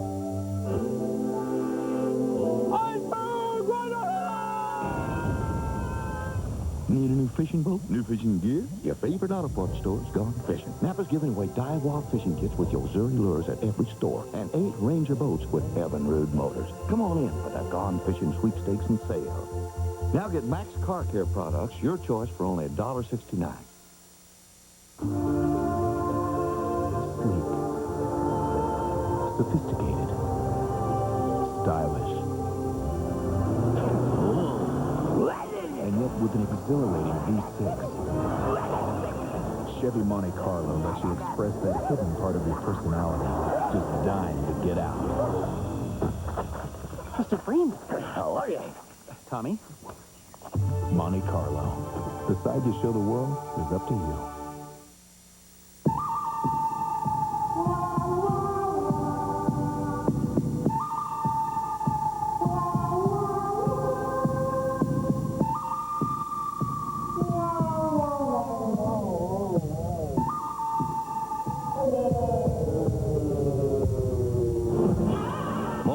synthetic motor oils from 35 degrees below zero to 475 degrees above. Nothing outperforms Mobil 1.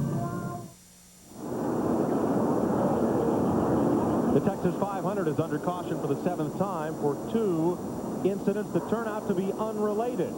Ken Schrader and Dave Marcus both come to grief. Here is Schrader, turn 4. Right front goes flat hard into the outside wall, coming off turn 4. And Dave Marcus. Something happens to his engine, apparently, as you see all of that smoke as it goes down into turn 1. He does get it up out of the groove, drives it up next to the wall. You see those cars going by down on the inside. That's Chad Little, your race leader, right under Marcus there.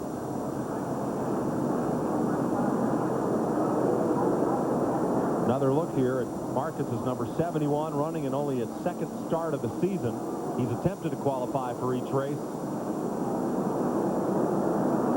And something lets go. Dumps a lot of oil on the hot parts of the engine and chassis and a lot of smoke.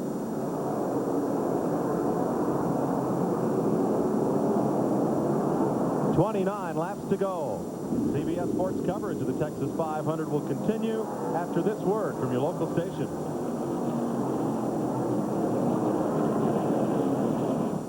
This fall, the NFL returns to CBS. Welcome home. Seastone Heating and Air can save you enough on your power bill to pay for a new energy-efficient Carrier heat pump like we did for the Pinios of Milledgeville. The amount that we saved on our power bill this past month, it was about $130. And you can't beat that. Steve Stone offers 24-hour service 7 days a week. Perfect. They really did a good job. I was impressed. Call 1-888-90-SPEED for a free energy audit. Ask about the choice system and how you can get a $500 Georgia Power rebate. Steve Stone Heating and Air, your Carrier indoor weather experts. Advance Auto Parts presents part number 16. Larry, our battery expert. Larry installs more Autocraft batteries in a day than most people do in a lifetime. No matter what you drive, Larry will make sure you get the right battery for your car. 92 Accord? Yeah. Advance Auto Parts. The best part is our people.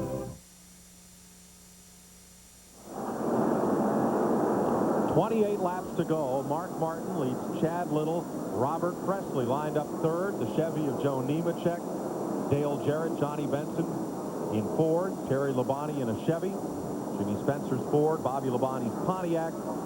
Michael Waltrip, Steve Grissom, Rusty Wallace are the top 12, and they are the 12 cars on the lead lap. As you look over this crowd, 200,000 strong, and look outside the actual speedway, you see some of the $100 million Bruton Smith has spent since building this track in improvements. More paved parking spaces than the Magic Kingdom. Enough gravel roadways around the property to drive to Oklahoma. All to help ease the traffic congestion we had here last year, and it's working. $250,000 in overhead signage on the property for people to pick the correct lane for where they're headed. Brand new condominium in turn 2. And a Speedway Club to go right alongside. 72 condominiums, 66 sold, range of $300,000 to $625,000. And the place just keeps growing.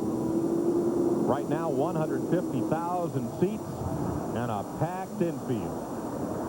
We'll be right back to Texas Motor Speedway after this. Michael came onto the scene in IndyCars as a winner. I'm very proud of the fact that he's carrying on the Andretti name. I'll never forget the first really competitive pass that he did on me. We banged wheels a little bit, and he was gone. Adios, Dada. The Andretti's rely on the same Texaco Haviland Formula 3 motor oil you can buy right off the shelf. That's my boy. And for your cooling system, get Texaco Haviland Extended Life Antifreeze. Hi, I'm Dan Marino. No, I'm Dan Marino. No, I'm Dan Marino. Sometimes things can get pretty confusing, especially with all the home equity lenders out there. So how do you decide where to go? Well, First Plus is the nation's largest and original 125 lender. They help thousands of homeowners lower their monthly payments each and every month, and they can help you too. There's no fee to apply, and even the phone call is free. So whether your credit's perfect or even if it's not, Call First Plus today at 1-800-510-PLUS. We all know how a dog reacts when he sees something he really likes. Unexpectedly, I've noticed the same behavior on this young man.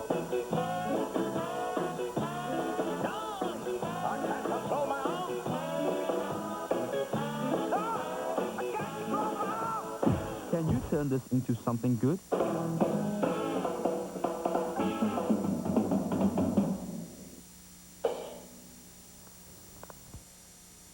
A lot of times when something goes wrong with your car, you know it right away. But some parts, like shock absorbers, tend to wear out gradually over time. So gradually that many drivers fail to realize just how worn their shocks have become. So rather than wait till it's painfully obvious that you need new shocks, stop by your nearest AutoZone. Right now, when you buy 3 Gabriel Gas Rider shocks or struts, you get the 4th one free, only at AutoZone. In celebration of NASCAR's 50th anniversary, CBS Sports coverage of the Texas 500 is sponsored by Texaco, a world of energy. First Plus Financial, we're working first for you. And by Miller Lite, who reminds you that anything can happen at Miller time. 25 laps to go. What happened on these final pit stops? Let's start with Dick Berggren.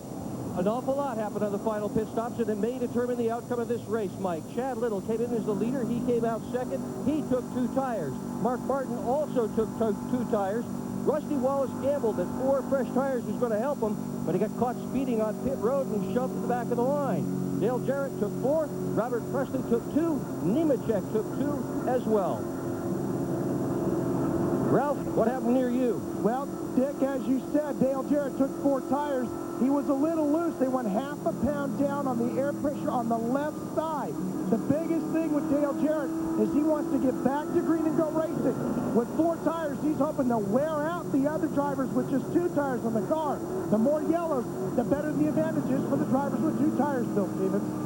Jimmy Spencer came in and took 4 tires, but I got to tell you, the right rear tire was really hammered. A lot of blistering on that tire. In fact, they took it off the car and spirited it away. Before they did, I got a good look at it, and let me tell you, he was running up front, and if that tire went, he'd have picked up the check for the whole table.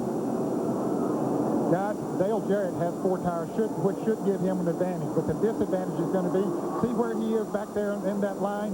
He's on the 5th row outside. He has to get by all those lap cars. Mark Martin's going to be gone before he can get up there. Here they come. We're back under green. Little sheet metal exchange there. There's Martin getting away. Chad Little trying to clear Bill Elliott. They're too wide into turn 1. Chad Little has to go right now. He can't wait on Bill Elliott to give him that inside line. He's trying to fight back on the outside, down the back straightaway. Bill Elliott side by side with him. Looks like Chad Little has that spot. Little clears Bill Elliott. Presley, Nemechek with 2 tires. Jarrett, Benson, Labonte, and Spencer with 4 back behind them.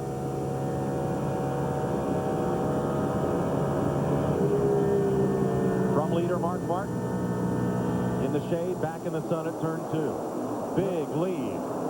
You heard him say they took a couple of pounds of air pressure out of the left side tire. That makes it hold that much better.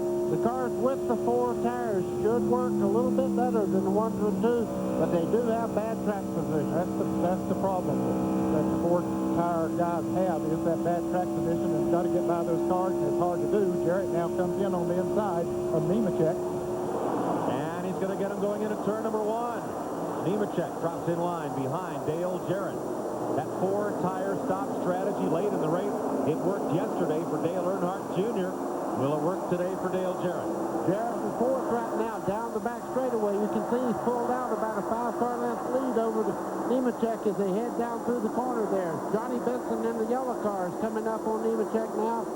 Just in front of those guys, Robert Presley in the 77 car. Chad Little is no match for Mark Martin. You see Bill Elliott locked right on the back of Little's green car. The gap is 66/100ths of a second. Watching for Bill Elliott, who is 1 lap down in 13th position. Jarrett is closing on Robert Presley for 3rd place.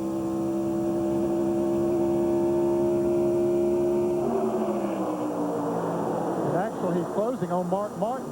Mike, he's picked up over 0.2 of a second on him, but he's got 3 good race cars to pass before he can get up there, and that's going to cost him some time.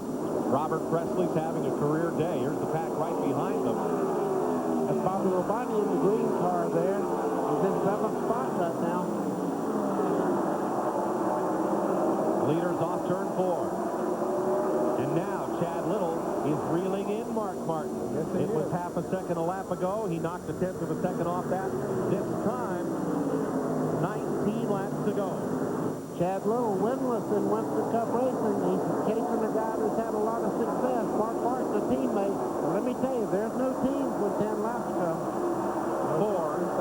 Four of the first 6 drivers have never won a Winston Cup race. This is a track we said earlier favors first-time winners. Dale Earnhardt Jr. yesterday, Jeff Burton 1 year ago. 18 laps. One driver will really like this track. Looking back from Mark Martin off turn 2, you can see Chad Little coming on. He's closing the gap a little. Down to 0.4 of a second. Robert Presley 1.5 seconds behind the lead. Dale Jarrett right in his tire track and challenging Presley. Then it's a long gap back to Nemechek, Benson, Terry Labonte, and Spencer. There's that battle for third. Boy, Presley's hanging tough right on the bottom of the racetrack. Yes, he is, and that's allowed Mark Martin to pull away. Jarrett had closed in on him those first couple of laps, but now Martin has pulled away from both Presley and Jarrett. And the gap increases just a bit, half a second. 15 laps to go. That sounds like just a few laps, but that's a lot of racing. You can make a bunch of mistakes. You see Chad Little right now. He's pulled it down to about a 10-car length lead. Update on Greg Sachs. He's been admitted to Parkland Memorial Hospital in Dallas. Will be kept overnight for observation. Mike Skinner, who hit the front stretch wall, still being attended to in the infield care center.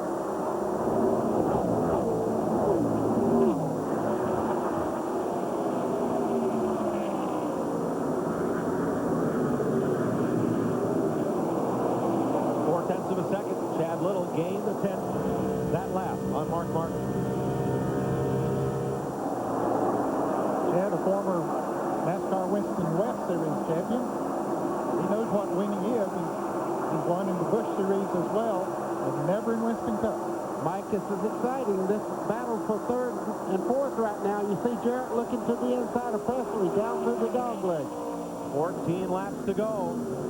Those 4 fresh tires Dale Jarrett took on, he hoped would rocket him to the front.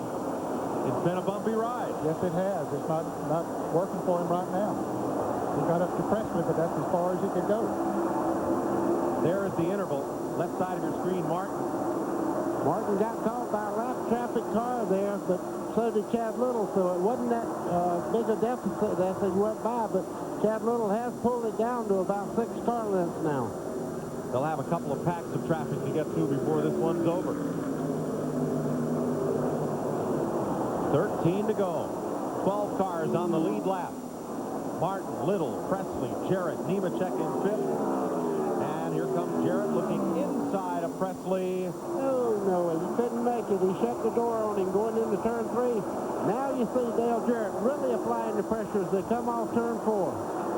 But Robert Presley's withstanding that pressure, fighting for the best position he's ever had in NASCAR Winston Cup racing. Never finished as high as 3rd. He wants to hold on to that.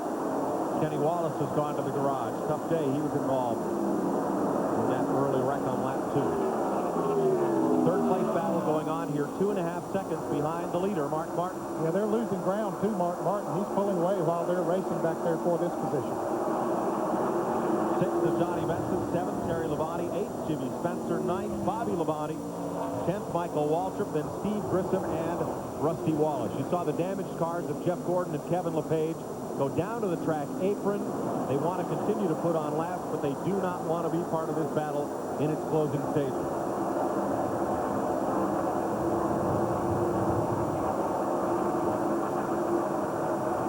Third and 4th, Presley and Jarrett. They come around, it will be 10 laps to go in Texas.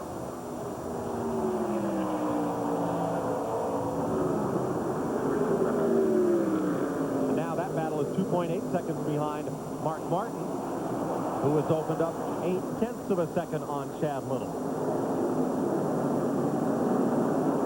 The pit strategy has worked. This guy's taking on 2 tires. We said back there earlier it didn't seem to be working as well today as it did in Busch competition yesterday, but it's worked right now. Dick Berglund. Well, Jack Roush owns the cars that are in first place and second place. You care which one of those 2 guys wins? No, I don't care. I was real nervous, you know. We called for 2 tires. I was afraid the guys that took 4 tires behind us would get us. Unless we have a problem because we didn't put brand new tires on, then we should be fine. Cars are running really good. The 99 was good. 26 was run pretty good. 16 had a problem early. Roush Racing's had a great day. Sure has, and Jack Roush has about worn his shoes out running back and forth between his various teams. I'll bet. Another fella having a career day is Chad Little. His best career finish to date was 7th in this February's Daytona 500. He's in the runner-up spot. He's never run 2nd. Robert Presley's never run as high as 3rd. Bill Elliott just pulled down out of the way and let Jarrett and Robert Presley go by. He didn't want to interfere with that battle that they were having there. Good sportsmanship. 7 laps to go. And he's moving in, buddy. Chad Little has closed it down to about a 4-car length lead right now for Mark Martin. Chad Little's given it everything it's worth. Never a winner in Western Cup racing, but he's got her strung out today. Their Roush Racing stablemate, Jeff Burton, last year's winner. That car damaged earlier, pulls down to the inside. The 2 leaders will be traffic-free. Only Kevin LePage is out ahead of them.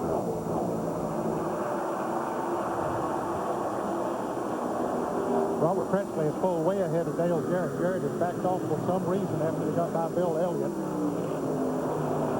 Half a second apart are the 2 leaders. Bill Stevens.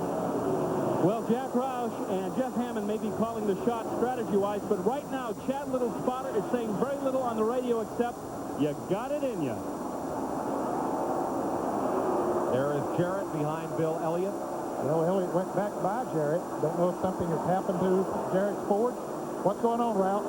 Ned, he's too tight. He's not going to be able to get him. The car's tightening up with each lap. Ted Musgrave has gone to the garage, gained all the positions he could from the laps that he's run with the damaged race car from 2 incidents. 5 laps to go. Chad Little will have the biggest day of his Winston Cup career. It could be bigger if he can get past Mark Martin. Mike, I'm not positive. I believe Dale Jarrett's car may be skipping some. When he come by, it had a funny sound, and Nemechek is closing in on his back bumper as we speak. Yeah, he's losing the speed on the straightaway, not in the turn. Here goes Nemechek by him. Here goes Johnny Benson. Picks up a spot. So Benson moves up the board to 5th. Mike Skinner has been taken to Parkland Memorial Hospital. Possible broken shoulder. You want to take him for x-rays. Right shoulder blade on Skinner.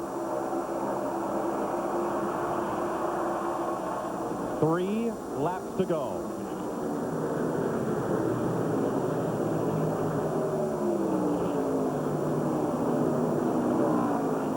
Mark Martin, the Las Vegas winner, your race leader. His teammate, Chad Little, running a career best day. Half a second behind the race leader in 2nd place. Robert Presley, also a career best day. He is 3rd. Joe Nemechek Chevrolet is 4th. Johnny Benson in 5th. Terry Labonte's moved up to 6th. Jimmy Spencer 7th over a fading Dale Jarrett. 2 laps to go. 2 laps to go. Mark Martin looks like he has this thing under control, but I guarantee you that Chad Little is giving it everything he can right now as they come towards the white flag lap. And Little is closing 0.4 of a second. Last lap into the tri-oval. White flag in the air. Same gap as they go back to turn 1. No traffic ahead. Mark Martin, veteran of the Roush team. Chad Little just joined it this year. Roush had all 5 cars in the top 10. Once already this year, 4 in the top 10. Another time, he's going to get a 1-2 finish. Mark Martin wins the Texas 500. Chad Little finishes second. Robert Presley, Joe Nemechek, Johnny Benson, Terry Labonte, 4 Fords, 2 Chevys in the top 6. Jimmy Spencer, then Bobby Labonte's Pontiac, Michael Waltrip, Steve Grissom, Dale Jarrett, and Rusty Wallace all finish on the lead lap.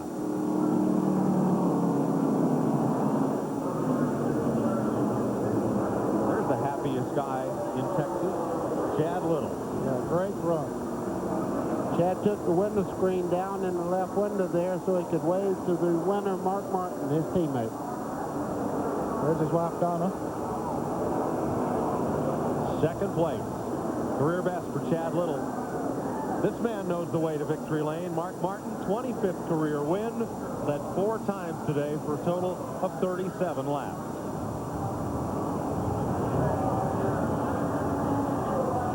Jeremy Mayfield, who led much of the day and sat on the pole, ended up a lap down in 23rd. 3 laps down, rather. Finishing a lap down, Bill Elliott, Sterling Marlin. 2 laps back, Reward Burton, Brett Bodine, Kyle Petty, David Green, Wally Dallenbach, Lake Speed, and Ken Schrader. 3 laps down, Dick Trickle, Jeremy Mayfield, and Gary Bradbury. Randy LaJoie, 25th. Then Bobby Hamilton, Ricky Rudd, Dave Marcus, Jeff Burton, and Ted Musgrave, 30th. A look at the Winston Cup points. Rusty Wallace expands his lead over teammate Mayfield. They came in 1 point apart. Now it's 24. Terry Labonte up to 3rd as you look through the top dozen in the Winston Cup standing. Dale Earnhardt dropped all the way to 9th with his problems he had today, Mike. Earnhardt involved in that lap 2 crash, as were 9 other cars.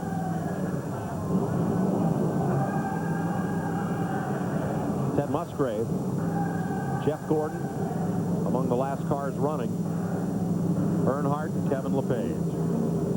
Second win this season for Mark Martin, who also took the checkered flag in Las Vegas. That was another big paying event. More than $4 million in prize money here, so he's winning the big one. Ken Squires in victory lane. And we're down here with Mark Martin, who's just done it, made a big jump in the points from 7th spot. Mark, congratulations. What a beautiful ride. Woo, man, it's unreal. You know, thanks to Valvoline Cummins and Bugle Bosch, Goodyear had a good tire today, and we didn't have one bit of trouble. And this Ford Taurus was on the money. I never stepped on it till the last go-round. Didn't want to take a chance. You had great track position. We did. We needed it. We had a fast car, but it was real difficult to pass here today. And Matt, I love you. I wish you was here. Harleen, I'll be home tonight. Meet you guys. Okay, now what about the track? What did you think of the track? I love we won. That was great. All right, that's the story from the winner of the Texas 500, Arkansas's Mark Martin. Here's Mike Joy. Mark Martin beats Chad Little and Robert Presley, who have a career best. Nemechek, Benson, the top 5. A look back through the top dozen. They all finished on the lead lap today. 2 cars, 1 lap down. These other drivers, 2 laps back, as you have a look back through the field. What a wild ride on Bruton Smith's new Speedway. Gets his second Winston Cup race. Controversy. Practice canceled, seepage through the track, but race day, it was the drivers bouncing off each other and not the track causing trouble. Mike, we had a narrow groove in the corners, but the racetrack never posed a problem to the drivers today. For Ken Squire, Ned Jarrett, Buddy Baker, Dick Berggren, Ralph Shaheen, and Bill Stevens, I'm Mike Joy saying so long from Texas Motor Speedway, where Mark Martin has won the Texas